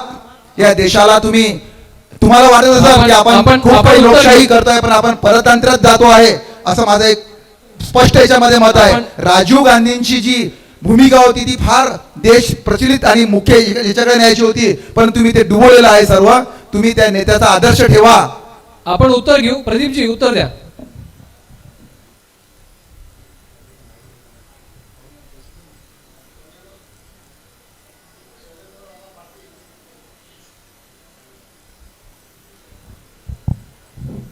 यांनी अतिशय प्रखरपणे भूमिका मांडण्याचा प्रयत्न केला. दादा, राजीवजींनी जे स्वप्न पाहिलं होतं ते स्वप्न तुमच्या कार्यकाळात पूर्ण होऊ शकलं नाही. ते स्वप्न पूर्ण करायला, डिजिटल इंडिया करायला या देशात नरेंद्र मोदी यांनाच पुढाकार घ्यावा लागला. GST बद्दल आपण बोललात. अरे ज्या GST तुम्ही आताच बोललात की राजीवजींची इच्छा होती किंवा काँग्रेसची इच्छा होती GST आणायची, आम्ही आणल्यानंतर तुम्ही काय प्रचार केला? गब्बर सिंग टॅक्स आहे झाला तो. आज आणि उद्या 2 दिवस GST वरती चर्चा होत आहे. 5 स्लॅब 2 वरती येत आहेत, त्यामुळे ते चुकीचं आहे सर्व. ते तुम्ही दाखवलेले जे चांगल्या गोष्टी आहेत ते आम्ही पूर्ण केल्या, याबद्दल आमचं अभिनंदन करावं. मोदी साहेबांचं अभिनंदन केलं पाहिजे किंवा तुम्ही जे स्वप्न पाहिलं होतं ते स्वप्न तुम्ही पूर्ण करू शकले नाही, ते स्वप्न मोदीजींनी पूर्ण केलं. राहिला विषय आपला मतचोरीचा आहे. निवडणूक आयोग हे स्वायत्त आयोग आहे, स्वायत्त संस्था आहे. त्या संस्थेबद्दल प्रदीप मोठा जोक मारला तुम्ही. बाप, ठीक आहे ना. निवडणूक आयोग स्वायत्त याच्याबद्दल बरं, माझं दुसरं काय म्हणणं नाही आहे. खरोखर निवडणूक आयोग जर स्वायत्त नसतं, हिमाचल, दिल्ली, पंजाब, कर्नाटक या ठिकाणी हे मोठी राज्य आम्हाला जर करायचीच आहे दादागिरी तर या ठिकाणी केली असती. या ठिकाणी आम्ही जम्मू काश्मीर या ठिकाणी मशीनमध्ये ॲडजस्टमेंट केली असती. सरकारच आणायचं त्या भूमिका नाही आहे. निवडणूक आयोग आपल्या देशाचं एवढं हलकं नाहीये. कर्नाटकमध्ये आणि एका मतदारसंघामध्ये झालं. राजू भाऊ, कर्नाटकमध्ये एका मतदारसंघ महादेवपुरा मतदारसंघ आहे. महादेवपुरा जसं त्याच्यामध्ये 6 ठिकाणी काँग्रेस आली आणि एका ठिकाणी काँग्रेस आली नाही. तर त्या मतदारसंघाचं पूर्ण 6 महिने लागले त्याला, कारण तुम्ही ते डिजिटल मतदार यादी काही देत नाही. त्याची मतदार यादी काढली काँग्रेस पक्षाने आणि त्या मतदार यादीचं पूर्ण सगळं अवलोकन केलं. तुम्हाला जर एवढा मोठा पुरावा तुमच्याकडे आहे तर निवडणूक आयोगाच्या विरोधात सुप्रीम कोर्ट आहे. सुप्रीम कोर्टने न्यायालय केलेच ना. तर तुम्हाला सांगतो की डुप्लिकेट त्यामध्ये त्या यादीमध्ये डुप्लिकेट मतदार सापडले 11,965. त्या यादीमध्ये फेक चुकीचे पत्ते ज्याच्यामध्ये 00 लिहिलेलं आहे, तिथं जाऊन पाहिलं तर तिथे कुणीच नाही. तर ते मग आता त्याकरता SIR आणलं ना. एकाच पत्त्यावर आता जे बिहारमध्ये हा मुद्दा एरियावर यायचं कारण बिहार निवडणुकीमध्ये सुरू केलं. मग बिहारमधली मतदार यादी सुधारून राहिलो आम्ही. निवडणूक आयोग 65 लाख मतं जे गमावले, तुमचं नेमकं दुखणं तेच आहे. 65 लाख मतदार कुठं गेले. आता याच्या 1 मिनिट दादा माझं होऊ द्या. 65 लाख मतदार गेले कुठं. 2003 पासून मतदार याद्या अपडेट झाल्या नाही. पूर्ण राज्यात किती जण गेले असतील वर, किती जण स्थलांतरित झाले असतील.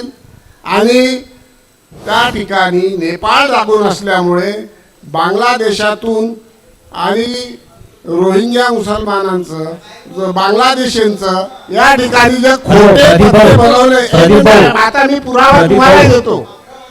एक मिनिट पुरावा.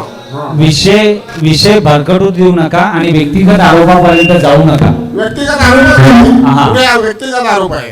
ईव्हीएम निवडणूक प्रक्रिया मतचोरी झाली किंवा नाही, झाली असेल तर त्या बाजूने मत मांडा, झाली नसेल तर त्या बाजूने मत मांडा. काही पुरावे द्या, फक्त विषय भरकटू देऊ नका एवढी विनंती. संतोष लेप्तेजी मला तुम्हाला प्रश्न आहे. आताच विरोधकांनी सांगितलं की निवडणूक आयोग स्वतंत्र आहे, निष्पक्ष आहे. तर मग वारंवार आपल्या निवडणूक आयोगावरती का बरं प्रश्नचिन्ह उपस्थित राहत आहेत? काय माहिती आहे काय आता शैलेश दादांनी एक विषय सांगितला. मी जो बूथचा विषय केला, दादांनी सांगितलं की ग्रामीण एरियामध्ये असं झालं नाही आहे. मुंबई पुण्यासारख्या सिटीमध्ये असे विषय घडलेले आहेत जिथं तो पोलिंग एजंट मतदाराला ओळखत नाही. मला दादाला सांगायचं वाटते की 2024 विधानसभेमध्ये उद्धव साहेबांचे महाराष्ट्रामध्ये 20 आमदार निवडून आले. त्याच्यापैकी मुंबई शहरामध्ये उद्धव साहेबांचे 10 आमदार निवडून आलेले आहेत. आम्हाला जर असं काही खेळी खेळायची असती तर मुंबई शहरासारखं शहर हे प्रत्येकाला पाहिजे. भाजप असो, सेना असो की अजितदादा असो, प्रत्येकाला असं वाटते की मुंबई सारखं शहर आमच्या ताब्यात असावं. अशी काही खेळी आम्हाला जर करायची असती, मतं चोरायची, तर आम्ही तिथं उद्धव साहेबांचे जे ते आमदार निवडून आले, आम्ही सर्वात खेळी आधी तिथंच केली असती करायची. कदाचित लिप्ते भाऊ ती तिथं त्या ठिकाणी सक्सेस झाली नसेल. लोकसभेमध्ये तुमचा विषय सक्सेस झाला नसेल. नाही तुम्हाला तुम्ही जो प्रश्न कदाचित लोकसभेमध्ये तुम्ही हे का मान्य करत घरी मतदानाने, परंतु ते तसं झालं नाही. लोकशाही पद्धतीने लोकांनी मतदान केलं म्हणून 10 आमदार निवडून आले. तुम्ही हे का मान्य करत नाही? तुम्ही लोकशाही तुम्हाला मान्य नाही ना. तुम्हाला लोकशाही मान्यच नाही आहे. तुम्हाला लोकसभेमध्ये तुमचे 31 खासदार निवडून आले तेव्हा तुम्हाला लोकशाही ईव्हीएम मशीन चांगली होती. अहो दादा 2019 मध्ये ईव्हीएमच्या भरोश्यावर उद्धव ठाकरे मुख्यमंत्री झाले. त्यावेळेस काँग्रेस सोबत बसली, राष्ट्रवादी सोबत बसली आणि 24 मध्ये निवडणुका होता. सर्वसामान्य लोक विधानसभेत महायुतीच्या मागे उभे राहतात तेव्हा पोटतिडकी उठते सर्व आघाडीच्या तर पोटामध्ये. आणि काय तर मतदानाची चोरी झाली. आणि केव्हा 8 महिन्यानंतर. अरे वा रे वा. 8 महिने तुम्ही कुठे गेले होते? और बहुमत मिळालं, मुख्यमंत्र्यांनी शपथविधी घेतली, आमचे लोक कामाला लागले. प्रसेनजीत दादा उत्तर. बरेच विषय झाले इथं. आता 2 विषयावर बोलायचं महत्वाचं आहे. पहिल्यांदा मी इथं बसलेल्या श्रोत्यांना प्रश्न विचारतो तर तुमचा सहभाग देखील महत्वाचा आहे. आम्ही इकडे बोलत राहू पण तुमचा सहभाग महत्वाचा आहे. या ठिकाणी आज आपल्या निवडणूक आयोगाची रचनेचा जो विषय आहे, मला वाटतं प्रदीप भाऊ सांगडे त्याच्यावर बोलतील. पण कोणत्या प्रश्नाला बगल चांगली द्यावी, कोणत्या प्रश्नाला उत्तर द्यायचं हे त्यांच्याकडे शिकाव. त्या प्रश्नाचा त्यांनी सोयीस्करपणे टाळला. तर त्यात बघा, कल्पना करा, निवडणूक आयोगामध्ये एका बाजूला देशाचे पंतप्रधान, जी जुनी आपली रचना आहे म्हणजे आदरणीय नरेंद्र मोदीजी, दुसरीकडे लीडर ऑफ ऑपोजिशन म्हणजे कोण, राहुलजी गांधी. तिसरे CGI म्हणजे कोण, भूषणजी गवई. हे 3 लोक ची कल्पना करा. आणि यातून येणारा ठरलेला निवडणूक आयोग हा कसा राहील. आणि दुसरी कल्पना जी साध्य आहे, माननीय मुख्यमंत्री माननीय पंतप्रधान एक आहेत, दुसरे त्यात लीडर ऑफ ऑपोजिशन आहेत, तिसरे CGI करून टाकले त्यातले. तिथं अमितभाई शाह आहेत. म्हणजे अमितभाई शाह, नरेंद्र मोदी आणि राहुल गांधी. आता पहिल्या परिस्थितीमध्ये निवडलेला निवडणूक आयुक्त आणि दुसऱ्या परिस्थितीत निवडलेला नियुक्त आहेत, यातला कोणता बरा राहील याचं मला वाटतं प्रेक्षकांनीच उत्तर द्यावं. ही साधी गोष्ट आहे. हा विषय आपण मान्य केला पाहिजे की इतक्या वर्षामध्ये 70 वर्षामध्ये काँग्रेसनी किंवा जे महाविकास आघाडीकडचे असणारे जे घटक पक्ष असतील त्यांनी मूळ कुठं आहे, म्हणजे ज्याला आपल्या गावरान भाषेमध्ये म्हणतो आपण, दुखणं हेलाले इंजेक्शन पखालेले, असं धंदा नाही. जिथं दुखणं आहे तिथंच आपल्याला इंजेक्शन द्यावं लागणार आहे. ते ज्या दिवशी द्याल तुम्ही, आपला आपोआप दुखणं दूर होऊन जाईल आणि आपल्या देशाची लोकशाही ही सुदृढ होईल. मग सत्तेमध्ये तुम्ही असा, सत्तेमध्ये आम्ही असू, हा विषय सत्तेत कोण राहील हा विषय महत्वाचा नाही आहे. पण आपली लोकशाही टिकली पाहिजे, आपली लोकशाही बळकट झाली पाहिजे, हा त्यातला सर्वात महत्वाचा विषय आहे. आपण पब्लिक मधून काही प्रश्न घेऊया. एक मिनिट. मला असं वाटते की मूळ मुद्दा जो आहे त्यामधला पहिला मुद्दा असा आहे की एका मतदाराचं नाव एकापेक्षा जास्त मतदारसंघात नोंदवलं गेलं आहे का, हा एक मुद्दा आहे. दुसरा मुद्दा असा आहे की जर त्याचं नाव एकापेक्षा जास्त घटक राज्यातील मतदारसंघामध्ये असेल तर त्याला जबाबदार निवडणूक आयोग आहे का, दुसरा मुद्दा. तिसरा मुद्दा हा की काही राज्यामध्ये जी चर्चा सुरू आहे की काही राज्यामध्ये विरोधी बिहार मधल्या निवडणुका होऊ घातलेल्या आहेत. तिथं आता तुम्ही बोलात SRI चालू आहे, बरोबर आहे. SRI चालू असताना मलाही समजत नाही, 65 लाख मतं कमी होऊन राहिलेले आहेत. 65 लाख मतं कमी होऊन राहिलेले आहेत. अरे थोडं तर भान ठेवायला पाहिजे होतं. किमान 65,000 मतं वाढवायला तर पाहिजे होते. एकही मत वाढलं नाही. हा म्हणजे EVM हा विरोधकांना एक मुद्दा सापडलेला होता, परंतु विरोधकांना फक्त EVM वरती खेळत राहिले आणि वेगवेगळ्या पर्याय या निवडणूक आयोगाने यांच्या समोर मांडले आणि वेगवेगळ्या पद्धतीने मतचोरी करत राहिले. आणि आमच्या समोर फक्त हा एकच मुद्दा येत राहिला, EVM वरती न जाता यांनी लाख मुद्दे येत गेले आणि लाख मुद्द्यावरती मतदान चोरी करत राहिले. दादा आपण जनतेतून एक प्रश्न घेऊया, याच्यावरती पुन्हा येऊ, आपण यावरती येऊ. जनतेतून एक प्रश्न घेऊया. माईक द्या. कोणाला प्रश्न आहे? उभे राहून विचारू शकता तुम्ही. आपला प्रश्न कोणाला विचारायचा आहे तो पहिले सांगून प्रश्न विचारा. प्रश्न आता कोणाला विचारा आहे त्यापेक्षा आता मी सांगतो की बा आपल्याला प्रश्न विचारायचा आहे. विचारायचा आहे, बोल द्या ना. प्रश्न आहेत म्हणजे आता कोणासाठी आहे ते काही सांगायचं काम नाही नाव घेऊन. मला एक असं म्हणायचं आहे की बा वोट चोरी झाली काय तर खरोखर झालेली आहे. नितीन गडकरीने पण सुद्धा स्टेटमेंट आहे की बा माझ्या मतदारसंघात पण वोट कमी झालेले आहे. एक दुसरी गोष्ट अशी आहे की प्रदीप भाई म्हणतात किंवा तुम्हाला लोकशाही मान्य नाही आहे. लोकशाही जर तुम्हाला मान्य आहे तर आज मला तुम्ही सांगा, जिल्हा परिषद पंचायत समितीच्या निवडणुका 5 वर्ष झाले नाही आहे. जर तुम्हाला लोकशाही मान्य आहे तर निवडणुका का तुम्ही लावत नाही आहे, हा सुद्धा माझा एक प्रश्न. ओके प्रदीपजी उत्तर. स्थानिक स्वराज्य संस्थांचा सर्वांना माहिती आहे. आता गडकरी साहेब नेमकं काय बोलले याचा जर पुरावा असेल तर मला सांगा. मग मी त्याच्यावर त्यांनी मतदान कमी झालं म्हटलं की मतदार कमी झाले म्हटलं, हा कन्फ्युजनचा विषय नाही. आम्ही तुमच्या नेत्यावर बोलत नाही. फार चांगला मुद्दा. तुमचा आदरणीय राष्ट्रीय माजी अध्यक्ष हे काय बोलले तुम्हाला माहित नाही? सगळ्या जगाने बघितलं आहे ते, आणि ते कोणाला उद्देशून बोलले हे बघितलेलं आहे. आपण उत्तर घेऊया. मी काय म्हटलं, मला व्हिडिओ दाखवा म्हणजे पुरावा दाखवा. एवढंच बोललो ना मी काय बोललो का? तुम्ही उगाच भलतीकडे धोपटता. मी तुम्हाला हे बोललो, तुमचा नेता मेहनत जरी करत असला तरी जमिनीवरचा कार्यकर्ता मेहनत करत नाहीये. त्यांनी या मतदार याद्या तपासल्या पाहिजे. मतदार यादी घोषित होते, ऑब्जेक्शनचा वेळ असतो, तुम्ही ह्या गोष्टी कराव्यात, केल्या पाहिजे. त्याशिवाय तुम्ही जनतेमध्ये मिसळणार नाही. गडकरी साहेबांचा व्हिडिओ मला दाखवा, त्यांचं नेमकं मत काय आहे सर सर्वांना ऐकू ना. आपण त्या मुद्द्यावरती प्रदीपजी आपण त्या मुद्द्यावरती येऊ. मी लगेच उत्तर घेतो. प्रशांत आवाडेजी बोला. भूषणजी बोला.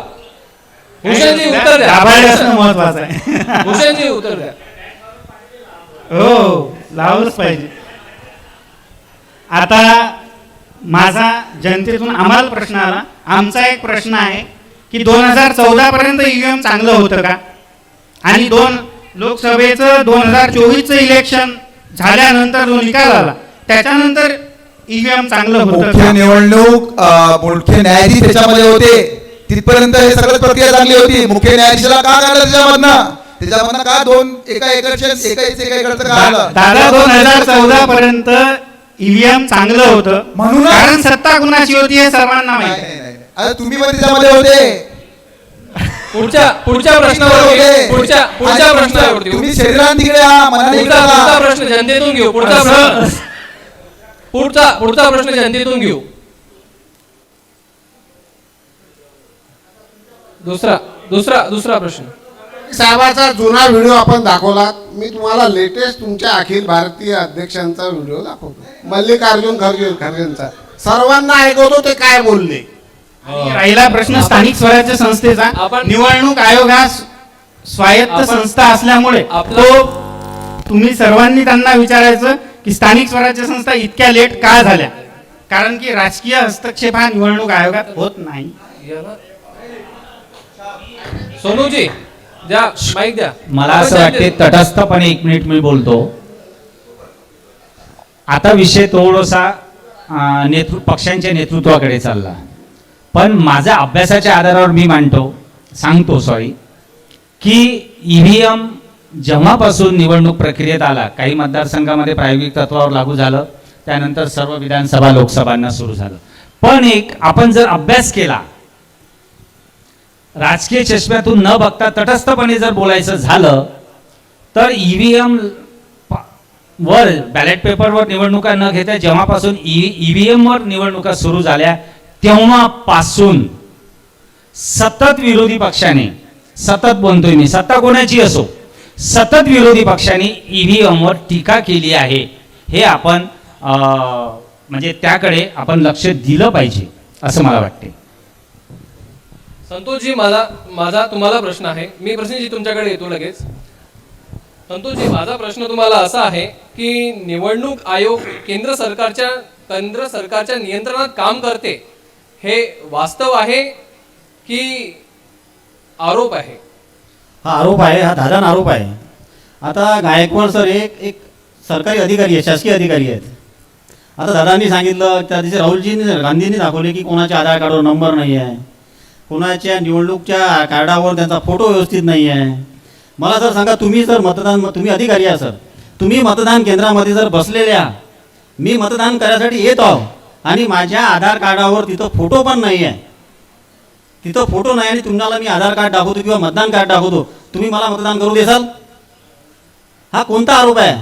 हा कसले आरोप करणार आहे? तेच मतदान जे 8% जे मतदान वाढलं ना, तेच मतदान वाढलेलं आहे.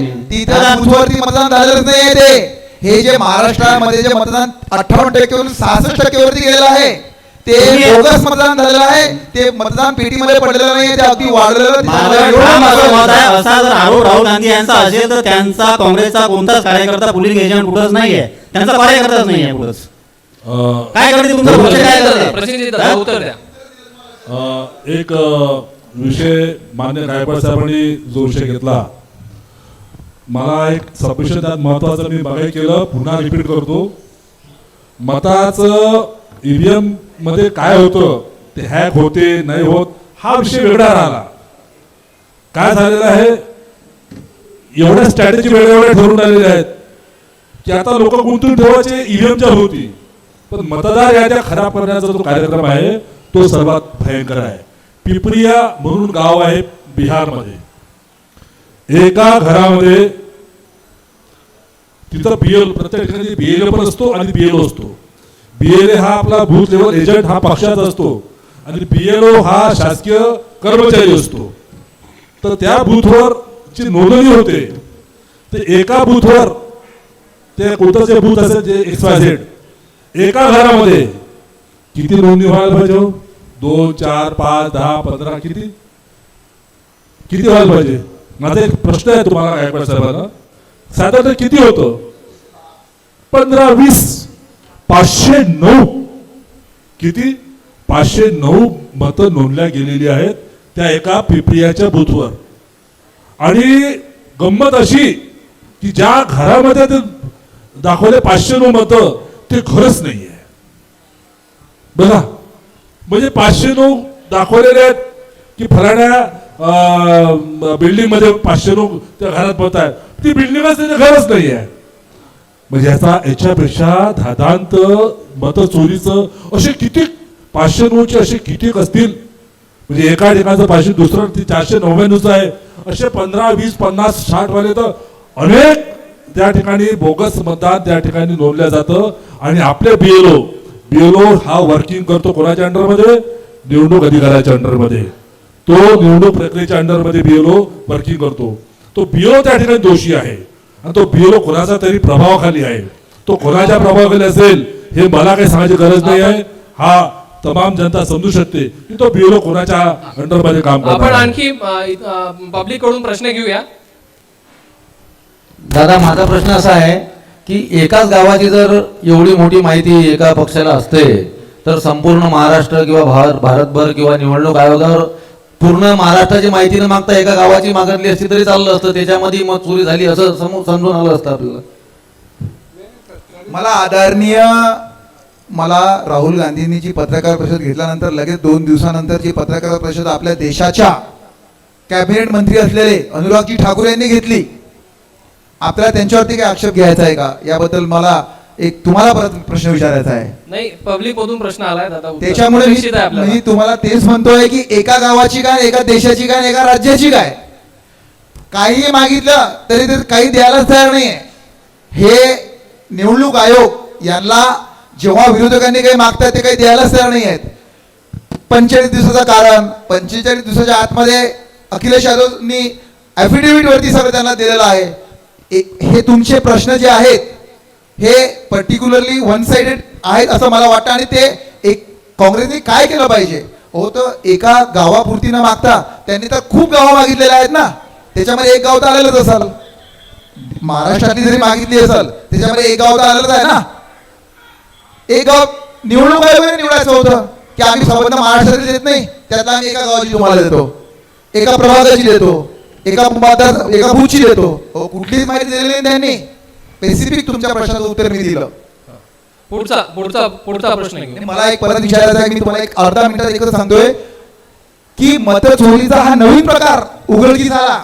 वारंवार तुम्ही म्हणताय, संतोष लिप्ते म्हणताय की बूथ काय करतात, बूथवाले काय करतात. प्रदीप भाऊ म्हणतात की काँग्रेसचे झोपलेले आहेत का?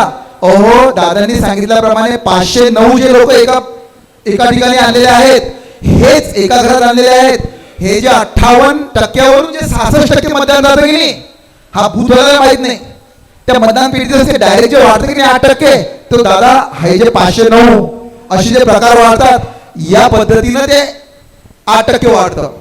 तुम्ही समजून घ्या सर, हे जे 8% मतदान जे वाढलेलं आहे ना, जिथे फोटो नाही, त्या बूथ आमचा बूथ एजंट असो का आणखी पक्षादारांचा सत्ताधाऱ्यांचा असो, हे जे मतदान वाढलेलं आहे, टक्केवारी जे वाढलेलं आहे, हे न झालेलं मतदान वाढलेलं आहे. आणि याच्यामध्ये निवडणूक आयोग याच्यामध्ये आहे. तुम्ही बघा हे सर्व. माझा काय म्हणे, 8% जे वाढलेलं आहे ना, असे 509, 200, 200 हे वाढलेलं आहे. मला हे इथं सांगायचं वाटतं की विधानसभेची निवडणूक झाल्यानंतर जेव्हा रिझल्ट डिक्लेअर झाले, किंवा भारतीय जनता पक्षाला किंवा त्यांची जे हे सवंगडी आहेत त्यांनी असं वाटलं नव्हतं की आपलं एवढं मोठं आपल्याला हे यश मिळणार आहे म्हणून. त्यांना नवल वाटलं. तुम्हाला कसं काय नवल वाटलं? कारण माझे राजू भाऊ वहिनीला विचारा, लाडक्या बहिणीचं परिवर्तन आहे. इतकं नवल वाटलं वहिनीचं मतदान तर इकडे झालं. त्याच्यावरून तुम्हाला समजते. दादा, आम्हाला युवकांनी, महिलांनी, युवतींनी, शेतकऱ्यानं हे बघा, सर्वांनी मतदान तुम्ही केलं. विचारून बघाल पब्लिक मध्ये काय होता. पब्लिक आउटक्राय बघा काय होता. पब्लिक आउटक्राय हा होता की त्या ठिकाणी पूर्ण झोपणार आहे म्हणून, आणि झालं कसं, उलट झालं. म्हणजे त्या ठिकाणी काहीतरी धांदली झाली. मग दादा, लोकसभेच्या वेळेस असंच म्हणायचं का की महाराष्ट्रात लोकसभेच्या वेळेस असंच झालं असेल? लोकसभेमध्ये मी सांगितलं नाही की तुमचा तो लागू झाला नाही. लोकसभेमध्ये तुमचं तसं झालं म्हणून तुम्ही बरं, मतचोरी होतात कसे, हा माझा प्रश्न आहे दादा. मतचोरी अशीच केली ना बघ. ते 509 जे मत दादा आपण सांगितले, एका address ते 509 एका ऍड्रेसवर होते, पण त्या 509 पैकी किती मत बूथवर जाऊन मतदान केलं हे नसलेल्या महत्वाचं आहे. addressवर, नसलेल्या addressवर. जे 8% वाढले हेच तर मला सांगायचं आहे तुम्हाला. हे जे 509 आहेत ना, हे जे डायरेक्ट 8% जो मतदार वाढलेला आहे ना, जो बूथ एजंटला माहितच नाही, कुठल्याच पक्षाच्या बूथ एजंटला माहिती नाही. तो हे 509 मतदान जे नोंदल्या गेलं ते मतदान करायला गेलं की नाही गेलं हे ते सीसीटीव्ही कॅमेऱ्यामध्ये फिट आहे. आपण- तो कॅमेरा तुम्ही दिला आपण पाहिजे. तो मिळायसाठी ते footage 45 दिलं. दिवसाची मर्यादा होती. अरे आपण हो, आपण उत्तर माझा आपण म्हणायचा उत्तर भाग- घेऊ. आपण उत्तरच आमचा घेऊ. म्हणायचा भाग हा आहे, निवडणूक या देशाची लोकशाहीचा निवडणूक हा गाभा आहे. 25 दिवस, अरे कंडोरेशन एखाद्या 302च्या आरोपीने एखाद्या वेळेला कोर्टामध्ये डिले कंडोरेशन मागितलं, इथं काही वकील मित्र असतील, त्या डिले कंडोरेशन मिळतं ना. म्हणजे 6 महिन्याचा वेळ असताना वर्ष 2-2 वर्षांतर पण कोर्ट केस ऍडमिट करून घेतं. हे तर इथं लोकशाही जिवंत ठेवायची आहे. इथं आपल्याला सीसीटीव्ही कॅमेरे. तुमचे ज्ञानेश कुमार काय म्हणाले की महिलांची, आमच्या अबला महिला बहिणींची अब्रू त्या ठिकाणी ते सीसीटीव्ही कॅमेरे जर पब्लिक केले तर ते त्याचं त्यांच्या आम्हाला इज्जतचा प्रश्न आहे. किती बालिश उत्तर आहे. मतदान सारखं पवित्र कार्य करताना आपण अनेक आपल्या कोणी विद्यमान आमदार असतील, त्यांच्या धर्मपत्नी असतील, खासदार आहेत त्यांच्या धर्मपत्नी असतात, तुम्ही आपण मतदान जातो, आपल्या बायका पोरांचे आपण फोटो काढू, ते सर्व आपल्याला ते तेव्हा त्याच्यामध्ये काही खराब नसतं. पण नेमकं आता विरोधी पक्ष जर तुम्हाला निवडणूक आयोगाला ती माहिती मागतो, ते सीसीटीव्ही फुटेज आम्हाला द्या, काय बिघडलं ते देण्यामध्ये? त्या कोणत्या महिलांची अर्ज करणार आहे? हे आमचा साधा विषय आहे. त्या तुझ्या भूषण दाभाडेंनी जो प्रश्न विचारला की त्या 509 मतातले किती मतदाराला गेले, हे त्या सीसीटीव्ही फुटेज मध्ये आहे जे तुमच्याकडे आहे. नाही, आमच्याकडे नाही, निवडणूक आयोगाकडे. नाही आता मला हे निवडणूक आयोगाकडे आहे, कारण तुम्ही प्रत्यक्षरित्या उत्तर घेऊया. मला बोलायचं त्यात हाच विषय आहे. ज्या ठिकाणी सिलेक्शन ऑफ निवडणूक आयोग करताना अमित शहा आणि नरेंद्र मोदी आणि राहुल गांधी सिलेक्शन कोणतं झालेलं आहे, ज्ञानेश कुमारने काय सिलेक्शन केलेलं आहे हे आपल्याला माहितच आहे. आणि यातला सर्वात महत्वाचा भाग जो तुम्ही बोलताना बोललात, मला समजलं नाही, ज्या दिवशी राहुलजीने प्रेस घेतली त्याच्यावर उत्तर कोणाचा अपेक्षित होतो? राहुलजीने कोणा प्रेस घेतली? आयोगावर. कोणाच्या विरोधामध्ये? आयोगाच्या विरोधामध्ये. अहो, मला आश्चर्य याचं वाटलं की आता टीव्ही समोरची प्रेस सुरू झाली होती, पत्रकार परिषद, तिथं देवेंद्रजी फडणवीस होते. कोण होतं? देवेंद्रजी फडणवीस. मग मला समजलंच नाही की देवेंद्र फडणवीस निवडणूक आयोगाचे प्रवक्ते केव्हापासून झालेले आहेत. मला फार मोठा प्रश्न पडला साधा. मी नंतर चौकशी केली, नंतर एवढे ट्रोल झाले कोण? आपले माननीय मुख्यमंत्री, की नंतर त्यांनी या विषयावर बोलणं बंद करून टाकलं. मला वाटतं निवडणूक आयोगात जे आक्षेप राहतात त्यांनी उत्तर द्यायला पाहिजे, त्याच्या प्रवक्ते उत्तर द्यायला पाहिजे. त्यांना उत्तर द्यायला किती दिवस लागले? 3 आठवडे. म्हणजे पहिली प्रेस झाली कोणाची? राहुलजींची. प्रसेनजीत दादांचा सरळ आरोप आहे की विधानसभा निवडणुकीत संध्याकाळी 5 नंतर झालेले जे मतदान आहे त्याचे फुटेज निवडणूक आयोगाने द्यावेत का? सरळ प्रश्न आहे, सांगा उत्तर. फुटेज द्या, दूध का दूध पाणी का पाणी होऊन जाईल त्याच्यामध्ये. आणि तुम्ही अजूनही आम्हाला डिजिटल यादी दिलेली नाही आहे. कितीदा मागितलेला आहे डिजिटल इंडियाचा उद्देश उल्लेख मला वाटते आदरणीय प्रदीप भाऊ सांगण्यानेच केलं. प्रसेनजीत दादा, आपण उत्तर घेऊया लगेच. आपण उत्तर घेऊया लगेच. जर मत चोरी करायचीच असते दादा, तर आदरणीय दादांनी असं राहुल उत्तर द्या हो पहिले. सांगतो ना दादा, त्या मुद्द्यावरच येणार आहे. तुम्ही गडकरी साहेबांचं उत्तर देत नाही, तुम्ही दादांनी प्रश्नाला उत्तर देत नाही, फडणवीस नाही, उत्तर देत दादांच्या नाही. आणि तुम्ही आणखी आमचे व्हिडिओ दाखवायला लागले. अहो तुमचे आदरणीय नेते आहेत ते, देशाचे फार 5 मंत्र्यांपैकी मंत्री आहेत ते. गडकरी साहेब जे राहुल गांधी बोलले ते गडकरी साहेब बोलले, राहुल गांधी जे बोलले ते अनुराग ठाकूर बोलले. आणि आम्हाला हेच म्हणायचं आहे की ही जी चोरी आहे ही 8% झालेली आहे. बघा 41% 42% काँग्रेसला मतदान भेटतं आणि 43% 84% भाजपला मतदान भेटतं. फार फरक नसतं राजू भाऊ, 2-3%चा फरक असतील तर 8%चा फरक आहे. म्हणजे आम्हाला आमचे 8% तुम्ही घेतलेले आहेत. राहुल गांधींनी सांगितलं आहे फक्त 15 मतदारसंघ जर आमच्याकडे आले असते, 35 मतदारसंघांची यादी त्यांच्याकडे आहे. जर 15 मतदारसंघ चेंज झाले असते तर देशाचा पंतप्रधान या ठिकाणी वेगळा तुम्हाला पाहायला मिळाला असता. याच्यात काहीही दुमत नाही. आणि त्यांनी पक्ष म्हणजे मतदारसंघ न्याय दाखवलेला आहे. 6-7 ठिकाणी 6-7 फेऱ्यांमध्ये आपले आदरणीय त्या ठिकाणी मागे राहतात, त्या ठिकाणचं फुटेज द्या. वारंवार आपण मागतो आहे वाराणसी मधलं. वाराणसी सुद्धा सीट बदलते. 2022चा निकाल आलेला आहे आपल्याला पाहायला मिळाला. 2022चा ग्रामपंचायतचा 2022चा निकाल 2025 मध्ये आला. तुम्ही काय 45 दिवसाचा देत नाही, 45 दिवस हा पुढे काढला. 10 वर्षांनी सुटलेला 302 मधला तुमचा आरोपी सुद्धा परत त्याला पकडायला देतं. संतोषजी 1 मिनिटात उत्तर द्या मला. हो मला सांगा की आता दादा म्हणतात की राहुलजी म्हणतात आणखी 20 सीटा आल्या असतात तर आमचा पंतप्रधान झाला असता. हा लोकसभेचा विषय झाला ना आता मत चोरीचा, बरोबर आहे. मग महाराष्ट्रामध्ये 31 सीटा तुमच्या आल्या तेव्हा मतदान चोरी झालं नाही, तेव्हा तुम्ही आरोप केला नाही. आणि देशाचा पंतप्रधान 15 खासदार आले असतात. दादा आपण उत्तर घेऊया. आमचे 41 झाले असते मंजूर नसेल, 41 0-7 झाले असते तुम्ही, हे आमचं म्हणणं आहे. कारण की 70 पैकी 67 त्या ठिकाणी तुम्हाला एकंदर काय असं माहिती आहे का की प्रचंड राग आहे, प्रचंड द्वेष आहे जनतेच्या मनामध्ये. मी तर म्हणतो की 31 ने आमचे 41 झाले असते. हो तुमच्या 31 जून त्या लोकांनी 6 महिने काहीच नाही केलं, हवेमध्ये राहिले. आणि 6 महिने आमच्या लोकांनी जमिनीवर राहून काम केलेलं आहे. आणि काँग्रेसच्या लोकांना जमिनीवरून काम करण्याची सवय नाही आहे. 70 वर्षे फक्त ते सत्तेमध्ये राहून कामं केलेली आहेत. आमचा कार्यकर्ता जो भाजप सेनेचा असेल हा जमिनीवर काम करणारा कार्यकर्ता आहे. त्याच्यामुळे आज लोक आमच्या पाठीशी आहेत. तुम्ही तुमचं जमिनीवरचं काम चांगलं लोकांच्या ध्यानात आलेलं आहे. लोक आमच्या पाठीशी आहेत ना. तुमचं काम करणाऱ्या यंत्रणा किती आहेत, कोणत्या आहेत, कुठून काम केलं जातं हे आता खूप चांगल्या प्रकारे यंत्रणा आहे, अधिकारी करतात. ज्याची कल्पना राजकीय कार्यकर्ता नसते दादा. एक सात्विकपणाच्या लोकांना. आज शेगाव मध्ये 51 बूथ आहेत. मुद्दा भरकटत आज शेगाव मध्ये 51 बूथ आहेत. आज 51 बिओलो आहेत. मग आज मी सकाळी मिरगे साहेबांशी बोललो, निवडणूक अधिकाऱ्याशी. त्यांना सांगितलं म्हटलं आमच्या शेगाव मध्ये बरेचसे ग्रामीणचे लोक राहतात, त्या लोकांचं मतदान ग्रामीण मध्ये आहे आणि शहरामध्ये पण आहे. त्यांनी बोलले असं होऊ शकते, 2 ठिकाणी मतदान राहू शकते. सकाळी मिरगे एकच विषय त्यात बोलायचा होता. मी माननीय आपल्या गायकवाड सरांना सांगतो, जे 509 मी तुम्हाला सांगितले पिपरिया त्या ठिकाणचं मतदान एका घरातलं, त्यातल्या त्यात एक गमतीचा भाग सांगायचा राहिला. एका घरामध्ये एका समाजाचे लोक राहतात असं समजून चाला. हा ठीक आहे. म्हणजे समजा एक मी तायडे आहो तर शैलेंद्र माझा भाचा आहे, भाचा पण राहत असेल इथपर्यंत ठीक आहे.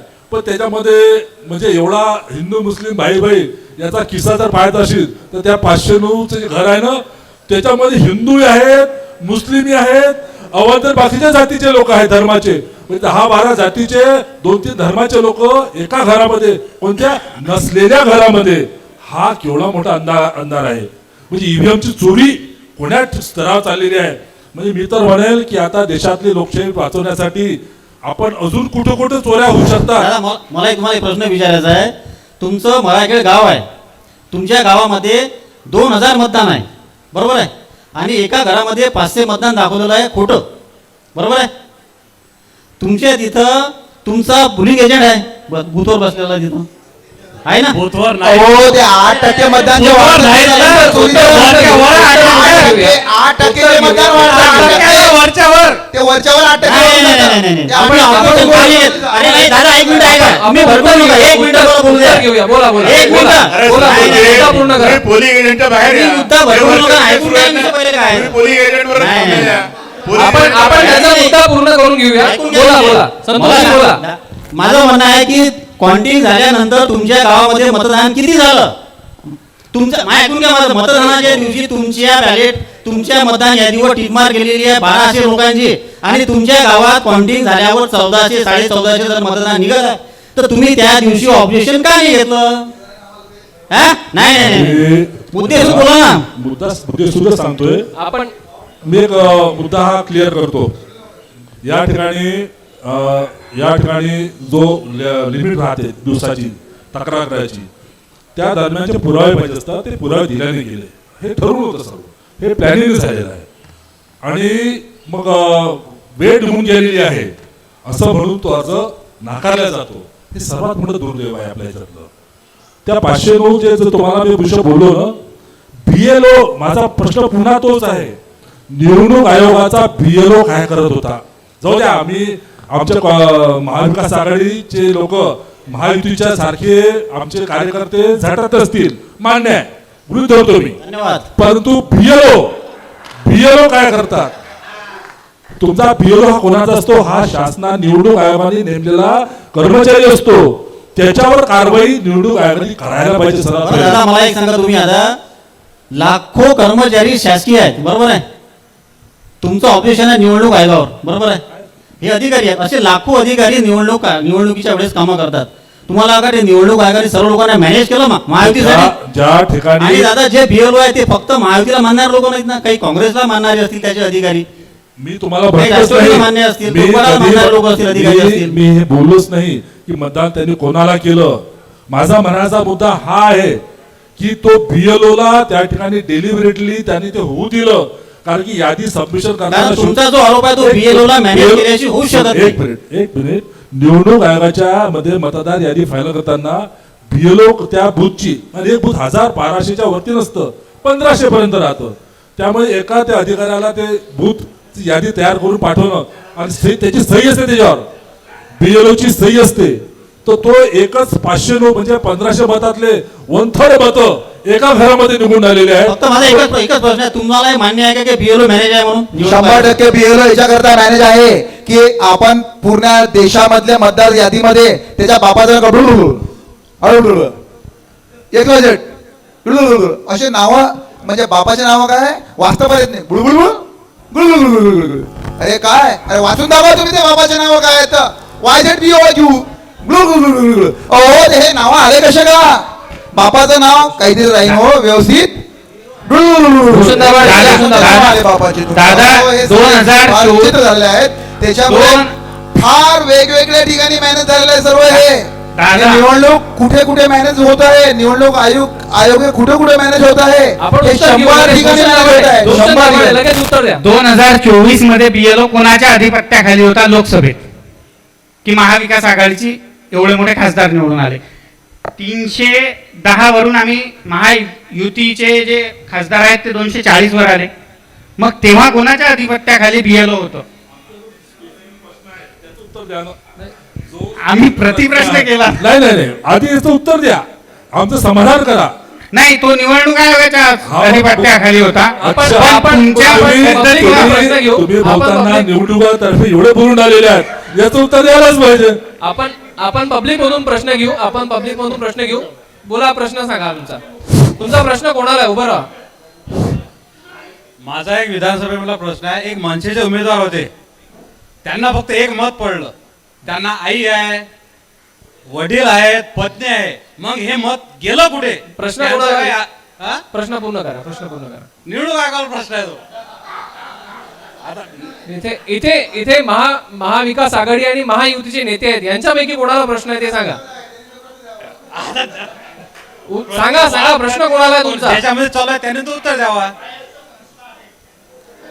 आणि दुसरं एक सांगतो मी आता स्थानिक स्वराज्य संस्था आहेत आतापर्यंत व्हीव्हीपॅट मशीन लागू होती आणि या स्वायत्त संस्थे व्हीव्हीपॅट मशीन का गायब केली?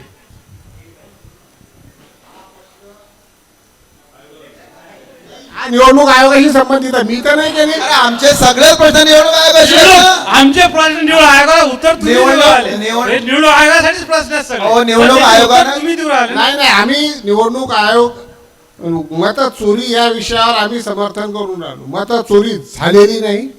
आता खरं अनुराग ठाकूरजींनी जे म्हटलं ते चुकीचं म्हटलं का? मी आता गडकरी साहेबांनी म्हटलं ते चुकीचं म्हटलं का? मत चोरी झाली नाही म्हणून आम्हाला याचं उत्तर लागेल तुमच्याकडे. हो, शैलेंद्र दादा, please. प्रदीप भाऊ आम्हाला एकच उत्तर द्या याच्यावरती की अनुरागजी ठाकूर जे देशाचे फार सिनियर मंत्री होते, एक फार राजकीय घराणं त्यांना आहे, आणि आपले गडकरी साहेब उत्तम काम करत आहेत, आपल्या महाराष्ट्राची शान आहे, त्याबद्दल आमचंही दुमत नाही त्याच्यामध्ये. गडकरी साहेबांनी अनुरागजी ठाकूर यांनी मत चोरी झालेली आहे हे म्हटलेलं आहे, याच्याबद्दल आपलं मत काय सांगा? आता जर आपल्याला वैयक्तिक लोकांच्या स्टेटमेंटवर घ्यायचं असेल तर तुमचे राष्ट्रीय अध्यक्ष काय बोलतात ऐका.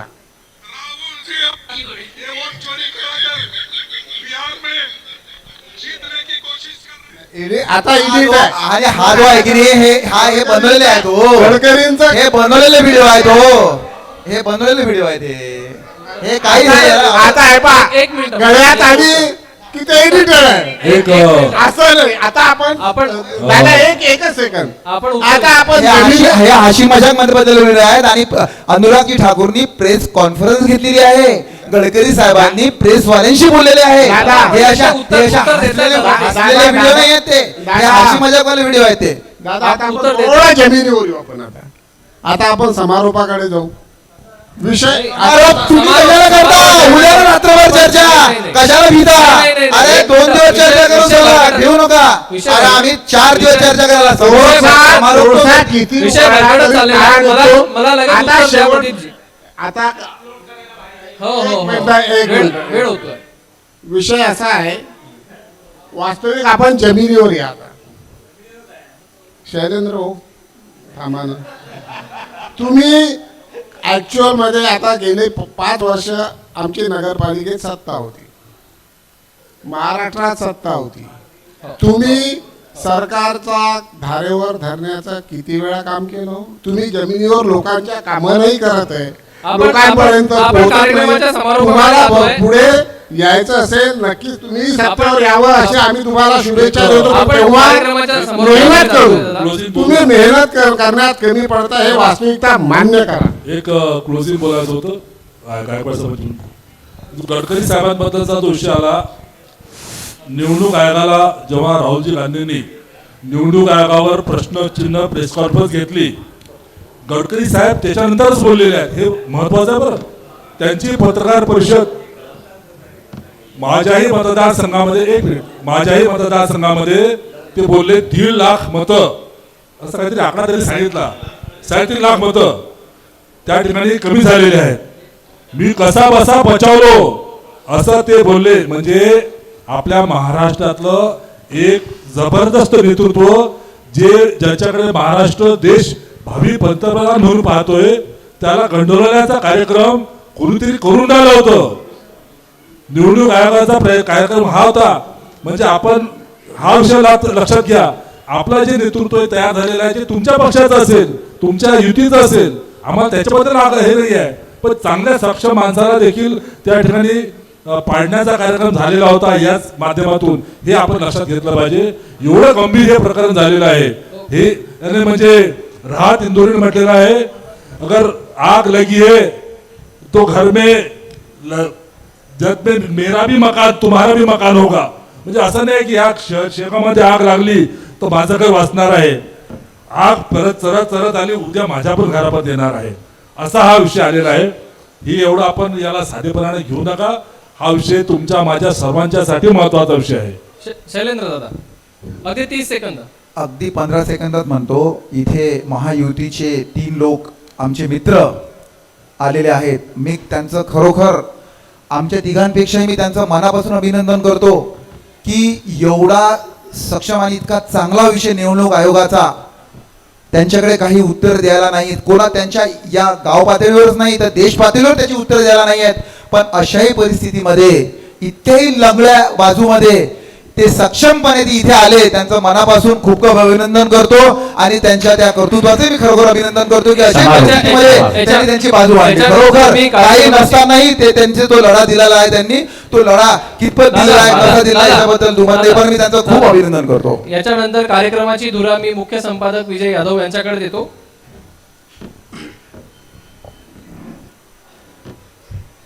TR शर्मा गगन शेगाव कचोरी प्रायोजित मतचोरीच्या विळख्यात EVM हा आपण युवा क्रांती न्यूज या चॅनलच्या माध्यमातून या कार्यक्रमाचं सुंदर असं आयोजन केलं होतं. कार्यक्रम संपलेलं नाही दादा, कार्यक्रम संपलेला नाही आहे. दादा मी समारोप करतो, समारोप नाही आहे, परंतु आज ज्यांच्यामुळं हा कार्यक्रम या ठिकाणी होत आहे, ज्यांनी आम्हाला मदत केली, ज्यांच्यामुळं आज आपण या कार्यक्रमाचं आयोजन करू शकलो, त्यांचा आम्हाला या ठिकाणी सत्कार करायचा आहे. इतका सुंदर कार्यक्रमाला त्यांनी आम्हाला सहकार्य केलं. मी TR शर्मा गगन शेगाव कचोरीचे संचालक गंगन सेठ यांना विनंती करतो की ते समोर येईल आणि यांचा सत्कार महाविकास आघाडीचे नेते करतील त्यांना विनंती करतो की यांच्यामुळं आज आपण हा कार्यक्रम या ठिकाणी घेऊ शकलो. अतिशय सुंदर, अतिशय वेगळा असा हा आजचा कार्यक्रम अतिशय चांगल्या वातावरणात होत आहे.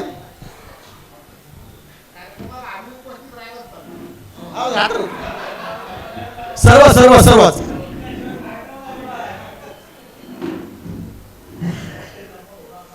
सर तुम्ही पण आहे ना दादा, एक मिनिट दादा, एक मिनिट.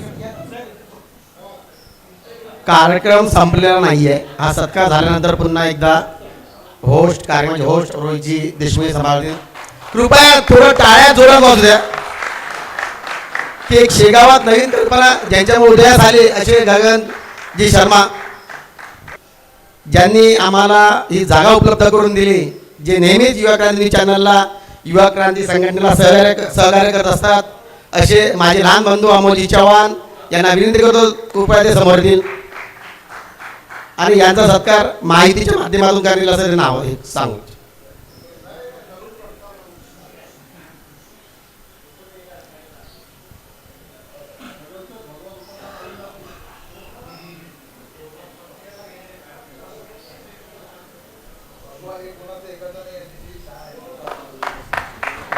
कृपया टाळ्यांचा गडगडाट थोडा कमी वाटेल मला.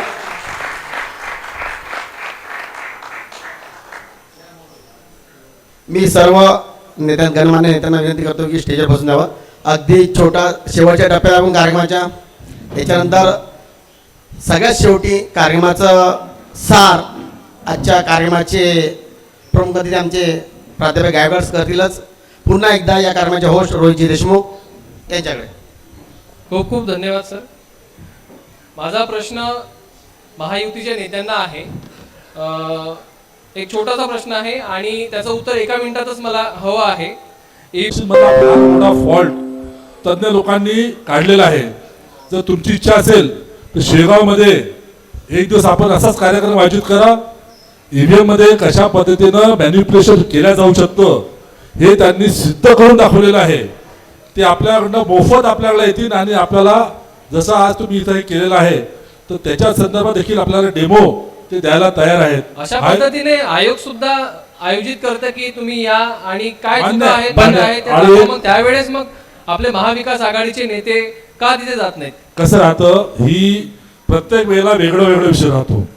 ज्या वेळेला ते त्याच्याबद्दल आव्हान दिलं गेलेलं आहे ती कंटिन्यू प्रोसेस राहायला पाहिजे ना. आता पण काय हरकत आहे, एकदा केलं म्हणजे तर कायमचा विषय संपला अशाने भाग होऊ शकत नाही. यामध्ये निवडणूक आयोगावर हे फोटो येतात. मान्य गायकवाड साहेबांना माझी विनंती आहे की निवडणूक आयोगावर आपलं EVM चोरीचा विषय निवडणूक आयोगाशी संबंधित आहे आणि आता नवीन जो कायदा काल परवा पास झालेला आहे, निवडणूक आयोगाला प्रॉसिक्यूट करता येणार नाही आयुक्ताला. ह्याचा काय गरज आहे? आजपर्यंत गरज नाही पडली ना.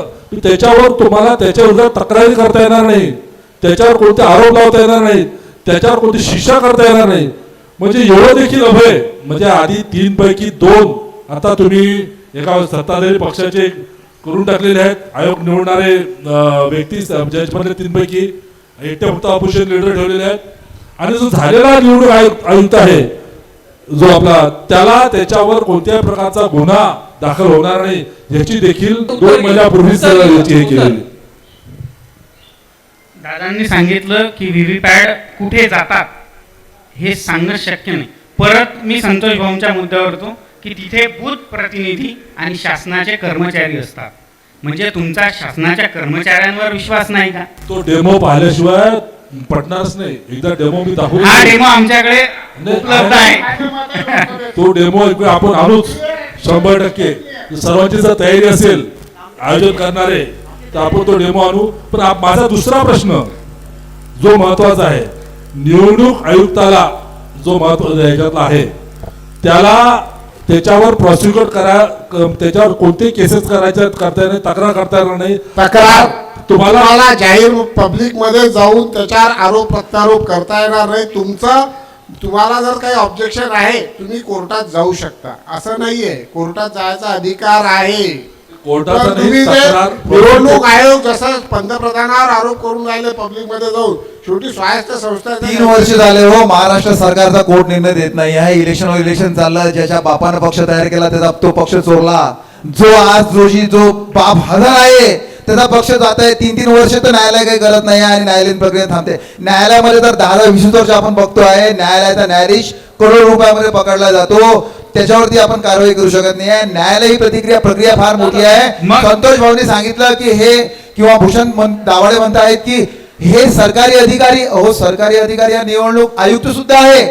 तो काय कार्य करतोय हा पुरा देश बघतोय. आपण 1 मिनिट दादा. उत्तर घेऊया. हा उत्तर द्या. दादा, आपण म्हटलं की 3 वर्ष झाले सरकारचा म्हणजे निकाल लागलेला नाही. आपलं निवडणूक आयोगावरही विश्वास नाही, सुप्रीम कोर्टावरही विश्वास नाही. मग नेमका आपला विश्वास कशावर आहे की हे सगळं दुखणं जनतेवरती हे सगळं दुखणं सत्ता गेल्यामुळे आपल्याला काही सत्ता नाही गेलेली आहे. जनता सोबत आहे, आमच्या जनतेवरती आहे. बघा प्रचंड प्रतिसाद आज तुम्हाला बिहारमध्ये राहुल गांधीच्या पाठीमागे दिसतो आहे. जी भारत जोडो यात्रा काढली ती प्रचंड दिसत आहे.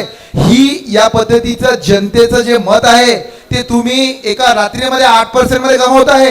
हेच आमचं म्हणणं आहे. 58 तुम्ही जे म्हणता आम्ही पक्ष चोरले, आम्ही पक्ष नाही चोरला. आमचा धनुष्यबाण, आमचा सिंबल हे विधानसभेमध्ये महाराष्ट्रातल्या जनतेनं आम्हाला 62 आमदार निवडून देऊन सिद्ध करून दिलेलं आहे की शिवसेना ही म्हणणार आम्हाला की चोरीच्या पद्धतीने तुम्ही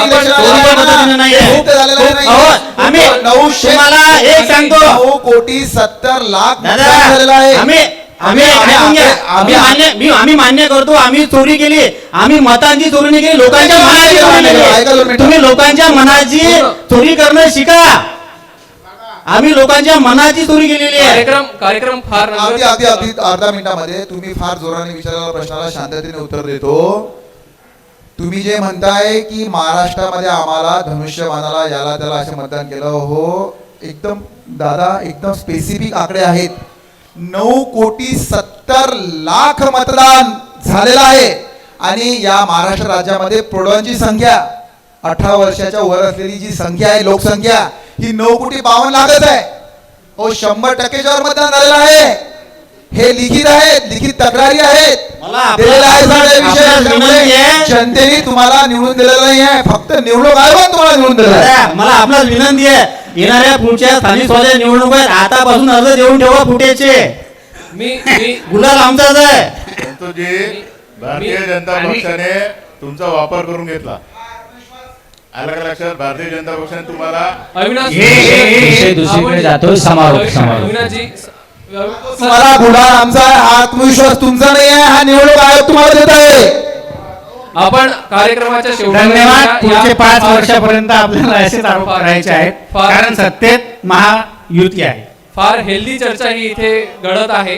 त्यानंतर मी आपले जे जज आहे त्यांना आमंत्रित करेल की त्यांनी आपला निर्णय द्यायचा आहे की चर्चा कशा प्रकारे रंगली. चला, सर्वप्रथम शांतता आणि महाविकास आघाडीच्या नेत्यांचं मी अभिनंदन करतो, धन्यवाद देतो. एक चांगल्या वातावरणामध्ये एक चांगल्या विषयावर चर्चा घडून आली. मी आल्यानंतर मला शैलेश भाऊंनी म्हटलं की या चर्चेचे परिणाम काय होतील. निश्चितच त्या चर्चेचे परिणाम होतात. आपण इथून काहीतरी घेऊन जाणार आहे. आणि मला जी काही जबाबदारी दिली होती की नियमावलीमध्ये कार्यक्रम झाला पाहिजे, त्याच नियमावलीमध्ये या सर्व नेते मंडळींनी आपलं मत व्यक्त केलं, मांडलं. त्याकरिता मी साही नेत्यांना धन्यवाद देतो. तसेच प्रेक्षकांकडून एक चांगले प्रश्न आले, चांगला आनंद घेतला, त्याकरिता त्यांनाही धन्यवाद देतो. आणि महत्त्वाचं भारत जगातील सर्वात मोठी लोकशाही,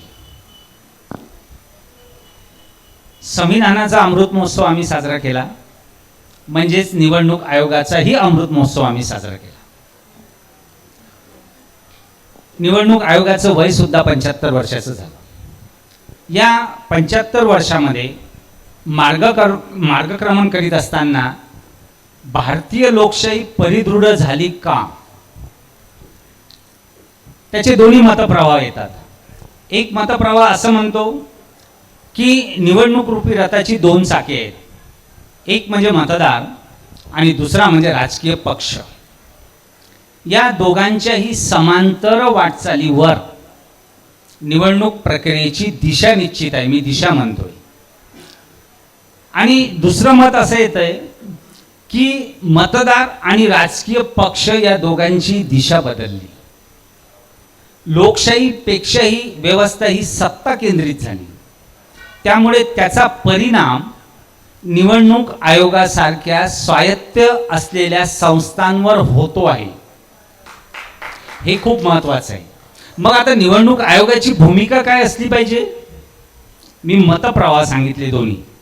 तर निवडणूक आयोगाची भूमिका काय असली पाहिजे, तर भारतीय संविधानाने स्वायत्त संस्था म्हणून त्यांना जे अधिकार बहाल केले त्या अधिकाराच्या चौकटीमध्ये निवडणूक आयोगाने चालावं. आपल्याला एक गोष्ट माहिती आहे की इथे पक्षफुटी पक्षचिन्ह याची चर्चा झाली, त्यावर सर्वोच्च न्यायालयाने निकाल दिला नाही.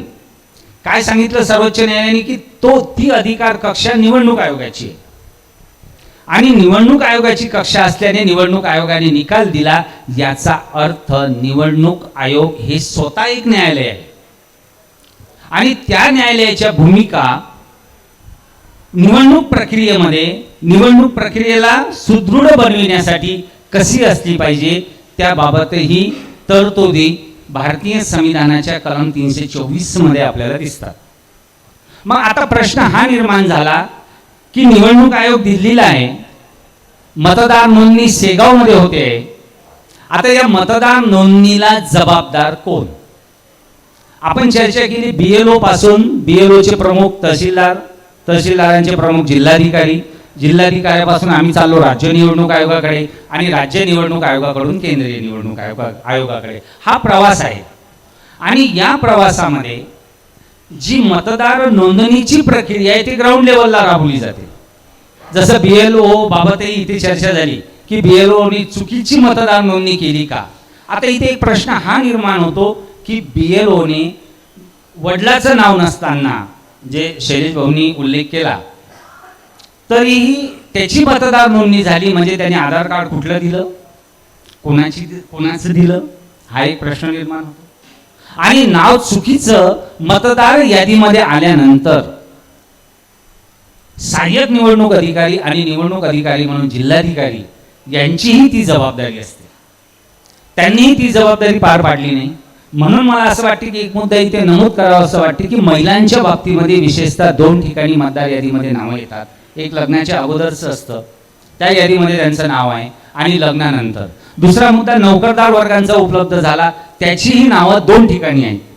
एक तो जिथं जन्मला त्या गावामध्ये ग्रामपंचायतच्या निवडणुकीसाठी नाव ठेवतोय आणि जिथं नोकरी करतो तिथं राजकीय पक्षाचा आपल्यावर दबाव येऊ नये म्हणून मी मतदार आहे म्हणून त्याचं नाव तिथे दिसते आहे. आणि मला असं वाटते हे दोन्ही युती आणि आघाडी हे अमान्य करणार नाही. महत्वाचा मुद्दा नंतरचा की एका व्यक्तीचं नाव 2 मतदारसंघामध्ये असावं का. निवडणूक आयोग सुद्धा त्या दिवशी प्रेस कॉन्फरन्स मी सिरियसली ऐकते कारण मी एक स्तंभ लेखक आहे. तर निवडणूक आयोगाने हे स्वीकारलं की हो असेल, चुकीनं ते झालं असेल, आम्ही त्याची तपासणी करू. पण ही सुजाण मतदाराची जबाबदारी आहे की त्याने 2 मतदारसंघामध्ये आपलं नाव ठेवू नाही. मध्ये एक आदेश असा आला होता की तुम्हाला त्या मतदारसंघामध्ये जिथं तुमचं नाव आहे तिथून तहसीलदाराचं प्रमाणपत्र आणावं लागेल, नाव कमी करावं लागेल, मग दुसऱ्या मतदारसंघामध्ये तुमचं नाव तिथे ऍड केलं जाईल.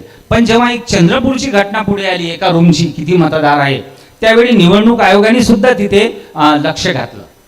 एकूणच आपण परिस्थिती जर पाहिली तर मतदार नोंदणी करणे, मतदानाचं संचालन करणे, पारदर्शक निवडणुका घेणे ही संपूर्ण जबाबदारी ही आयोगाची आहे. या आयोगाच्या जबाबदारीवर आपण इथे चर्चा क्रमप्राप्त होतीच, शिवाय ज्या गोष्टी इथे चर्चेला आल्या त्यामध्ये प्रामुख्याने मी जे नोट्स घेतल्या त्यामध्ये मला असं दिसतंय की EVM वर निवडणूक घ्यावा की बॅलेट पेपरवर घ्यावा हा आंतरराष्ट्रीय मुद्दा बनलाय. आणि या आंतरराष्ट्रीय मुद्द्यांच्या आधारावर काही देश असं म्हणतात की आम्ही बॅलेट पेपरवर निवडणुका घेतो, EVM गुंडाळून ठेवलं. पण भारताच्या दृष्टिकोनातून आपण विचार केला तर एवढ्या मोठी अफाट लोकसंख्या आपली आहे. या अफाट लोकसंख्येच्या आधारावर बॅलेट पेपरवर निवडणुका घ्याव्या की विरोधी पक्षाची जी शंका आहे EVM आपण हॅक करू शकतो त्याचं उत्तर निवडणूक आयोगाने देणे क्रमप्राप्त ठरते. सोबतच खोटं मतदान झालं हे महाविकास आघाडीचं किंवा इंडिया आघाडीचं मत आहे, तर झालं नाही ही भूमिका महायुतीची किंवा राष्ट्रीय लोकतांत्रिक आघाडीची आहे. या दोन्ही भूमिकांमध्ये मतदान ज्याला आपण म्हणू मतचोरी झाली, तर मतचोरी कशी झाली याचा जेव्हा खुलासा आपण ऐकतो किंवा बाजू मांडल्या जातात तेव्हा एक गोष्ट प्रामुख्याने लक्षात येते की मताची चोरी म्हणजे मतदार यादीमध्ये वाढलेली संख्या होय.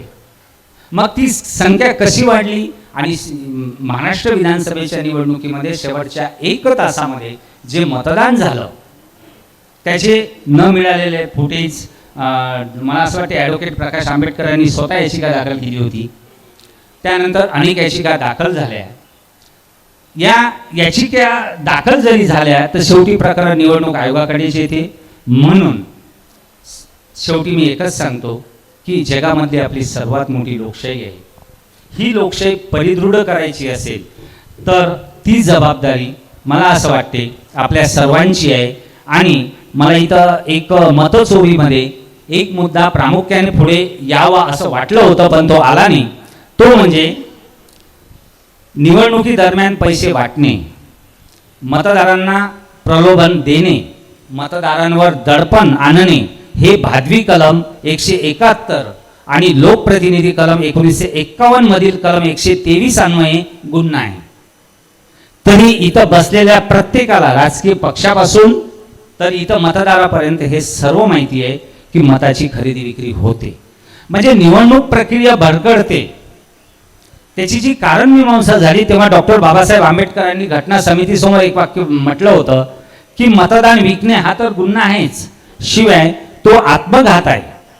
आत्मघात आहे कारण ज्या दिवशी मताची खरेदी विक्री होईल. आणि या सुंदर आयोजनाकरिता पुनश्च आयोजकांचे आभार व्यक्त करतो आणि थांबतो. खूप खूप धन्यवाद सर. फार सटीक विश्लेषण सरांनी केलं. पुढील कार्यक्रमाची धुरा मी संपादक विजय यादव यांच्याकडे देतो.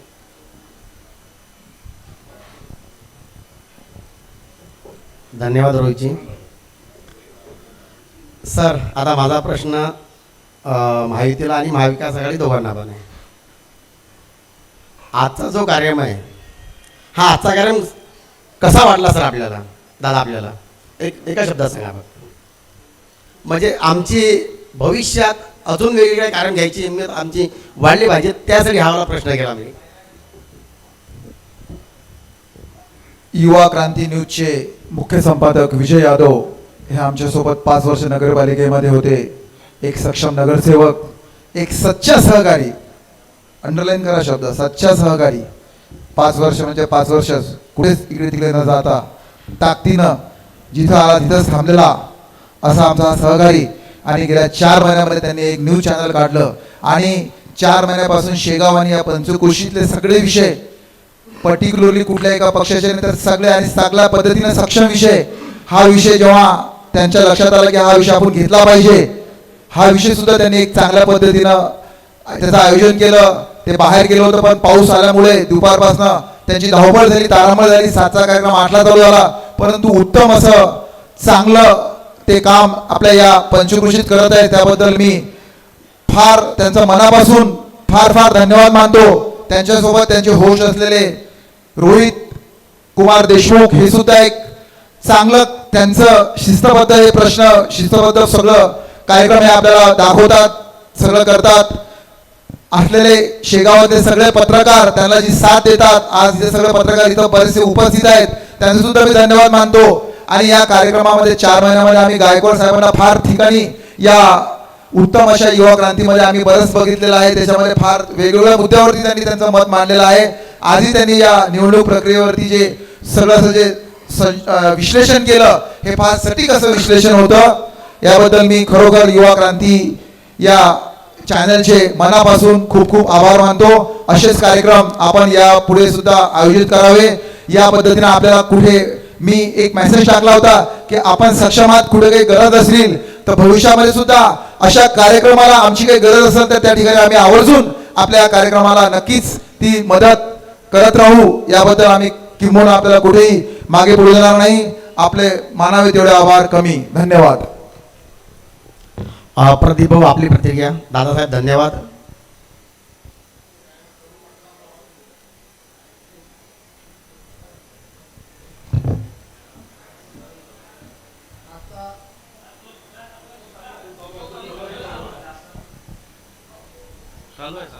आज जो आपला मतचोरीच्या विळख्यात ईव्हीएम या विषयावर साधक बाधक चर्चा झाली. आपण जमिनीवरचे कार्यकर्ते आहोत. विषय एवढा मोठा होता की यावर आपण निवडणूक आयोगाच्या माध्यमाने कोणी उत्तर द्यावं. सरकारी पक्ष म्हणून आम्ही देण्याचा प्रयत्न केला, विरोधी पक्षांनी आरोप प्रत्यारोप केले. अरे हो, सरकारचीच बाजू मांडली आम्ही, आमचं कर्तव्य होतं ते. परंतु एक आपण सकारात्मक चर्चा या ठिकाणी केली. खरोखर युवा क्रांतीने एक चांगला उपक्रम या ठिकाणी राबवला. गेल्या 4 महिन्यात ते असे सामाजिक उपक्रम राबवतात, पण हा एक अतिशय कठीण विषय होता. यावर मत प्रदर्शित करणारी टीम जमा करणं, वादविवाद न होऊ देणं आणि न्यायाधीश हा न्यायाधीशाच्या खुर्चीला न्याय देणाराच असावा. खरोखर गायकवाड सरांनी एक न्यायाधीशाच्या खुर्चीवर बसून न्यायपूर्ण विवेचन केलं. चर्चा होतच राहतील, परंतु मेहनत आवश्यक आहे. तुम्हीही करा, आम्हीही करू. आम्ही आमच्या पद्धतीने, तुम्ही तुमच्या पद्धतीने मेहनत करा. पद्धत बदला तुमची. हे पद्धत ते लोकशाहीला घातक आहे. धन्यवाद प्रदीप भाऊ. अतिशय सुंदर, मनमिळावू, मोकळ्या आणि हसत खेळत वातावरणात इतका सुंदर कार्यक्रम पार पडेल यात थोडीशी मला शंका होती, परंतु ती शंका निघून गेली. आजच्या कार्यक्रमामुळं आज माझा एक आत्मविश्वास वाढला, माझ्या पूर्ण टीमचा आत्मविश्वास वाढला की याच्यापेक्षा पण सुंदर आणि मोठमोठे कार्यक्रम, कारण येणाऱ्या काळात नगरपालिका निवडणूक आहे, त्यामुळं वेगवेगळ्या धाटणीचे वेगवेगळे कार्यक्रम युवा क्रांती न्यूजच्या माध्यमातून घेतले जातील. येणाऱ्या काळात निवडणुकीमध्ये जवळजवळ 3 कार्यक्रम आपण गांधी चौकात घेणार आहे असं आमचं नियोजन केलेलं आहे. ते जे भव्य दिवे राहतील. आता आज आपण हा जो कार्यक्रम घेतला, हा ट्रायल सुरुवात झाली आणि ट्रायल केलं की आम्ही कुठे चुकतो का, कुठे कमी पडतो का, आमच्यात काही उणीव आहे का, परंतु एक चांगल्या प्रकारे कार्यक्रम युवा क्रांती न्यूजच्या माध्यमातून घेऊ शकतो. आज आत्मविश्वास वाढला आणि कार्यक्रमाला वेगवेगळे चांगले पाहुणे लाभले. हे फक्त फोनवर सगळ्यांसोबत चर्चा झाली आणि फोनवर होकार दिला. कुठं जायचं काम नाही पडलं की आम्ही भेटायला येतो, घरी निरोप देतो, असं कोणताही मानपान न ठेवता सर्व प्रमुख पाहुणे या ठिकाणी हजर राहिले. त्याबद्दल मी त्यांचे खूप खूप आभार मानतो की एका फोनवर यांनी आम्हाला होकार दिला आणि या कार्यक्रमाला उपस्थिती दिली. आजच्या कार्यक्रमाचं विशेष आकर्षण म्हणजे सर, आपण जे ठरवलं होतं की आपल्याला कार्यक्रम 40 ते 45 मिनिटाचा घ्यायचा, परंतु कार्यक्रमात एवढी रंगत वाढत गेली, 1.25 तास पुढे गेला मलाही समजलं नाही.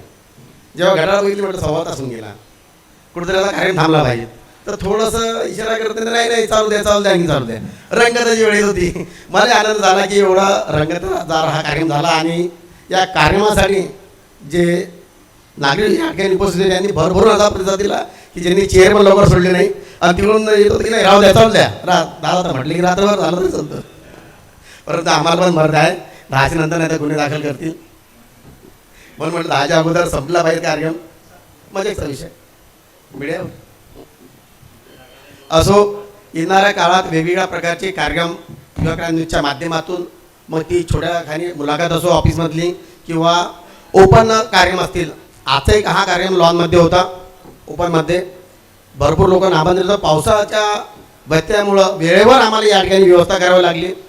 नाही तर आजच्या कार्यक्रमामध्ये भरपूर लोक असे 100 ते 125 लोकांच्या आसपास लोक आले असून पावसामुळं बरेचसे लोक येऊ शकले नाही. तर त्यांनी लाईव्हच्या माध्यमातून हा पूर्ण कार्यक्रम बघितला. सर आजचं विशेष म्हणजे अजून काय, तर हा कार्यक्रम संपूर्ण लाईव्ह चालू होता. लाईव्ह कार्यक्रम चालू असताना सुद्धा सर्व पाहुणे जे आहेत ते मन मोकळेपणाने बोलले. कोणत्याही ठिकाणी मनात भीती नाही ठेवली. अतिशय स्पष्टपणे, अतिशय सुंदर. हे सगळे लाईव्ह चालू आहे, आपल्या तोंडातून चुकीचा शब्द निघले नाही, एकदम कॉन्फिडन्सली बोलले. त्याचा मला खूप आनंद झाला की इतका सुंदर कार्यक्रम या ठिकाणी झाला. शेवटच्या टप्प्यात येतो. आजच्या कार्यक्रमाला आपल्याला जज लाभलेले प्राध्यापक विनोदजी गायकवाड सर. जाता जाता मी सर्व पाहुण्यांना विनंती करतो की त्यांनी त्यांचा पुष्पगुच्छ देऊन सत्कार करावा आणि असाच प्रेम युवा क्रांती न्यूजच्या चॅनलवर सर्वांनी ठेवावा. हे आजच्या 2 मिनिट थांबता. आजच्या कार्यक्रम ज्यांनी हा पूर्ण होस्ट केला, जे आमच्या पाठीमागे खंबीरपणे उभे आहेत की तुम कुछ भी करो हम तुम्हारे साथ है, आमचं अर्ध डोकं हलका करणारे आमचे मोठे बंधू अमीन भाई यांना मी विनंती करतो की कृपया समोर देईल. त्यांचा सत्कार प्रसिद्धदा पाटीलकर यांना विनंती करतो मी की जे नेहमीच युवा क्रांती न्यूजच्या कोणत्याही कार्यक्रमाला भरपूर असा सहकार्य करतात.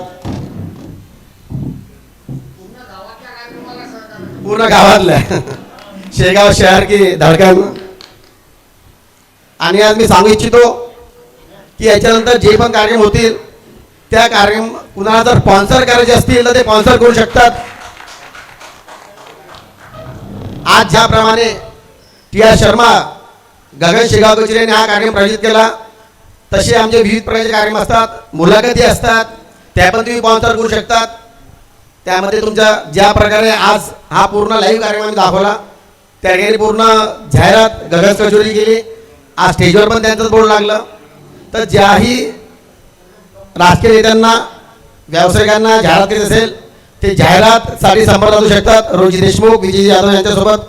याच्यानंतर सर्व टीम मिळून आजचे जज गायकवाड सरांचा सत्कार करतील.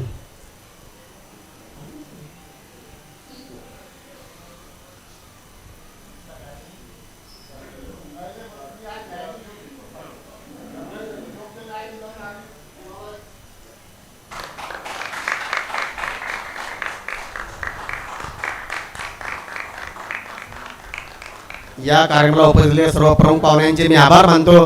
तसेच या कार्यक्रमासाठी ज्यांनी वेळात वेळ काढून हा कार्यक्रम पाहण्यासाठी, बघण्यासाठी या ठिकाणी जे प्रेक्षक आले, जे आमचे सहकारी मित्र आले, त्यांचे सुद्धा आभार मानतो. आणि भविष्यात असेच आम्ही कार्यक्रम करू, त्यासाठी पण आपण आम्हाला चांगलं सहकार्य करसाल अशी आशा ठेवतो. आणि आजचा हा कार्यक्रम या ठिकाणी संपला असे जाहीर करतो. कार्यक्रम संपण्यापूर्वी मी आदरणीय विजूभाऊंना अशी विनंती करतो की मी सर्व मान्यवरांना विनंती करतो की विजूभाऊंचा आणि रोहित सरांचा आधी विजूभाऊंचा सत्कार करावा. हा तुमच्या नियोजनाचा भाग नसेल पण आमच्या नियोजनाचा भाग आहे.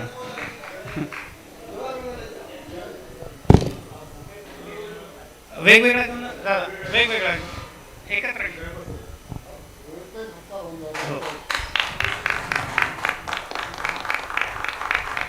असेच या 2 तासामध्ये भूषणनी अगदी योग्य मांडलेलं हेच एक मत दिसतं मला.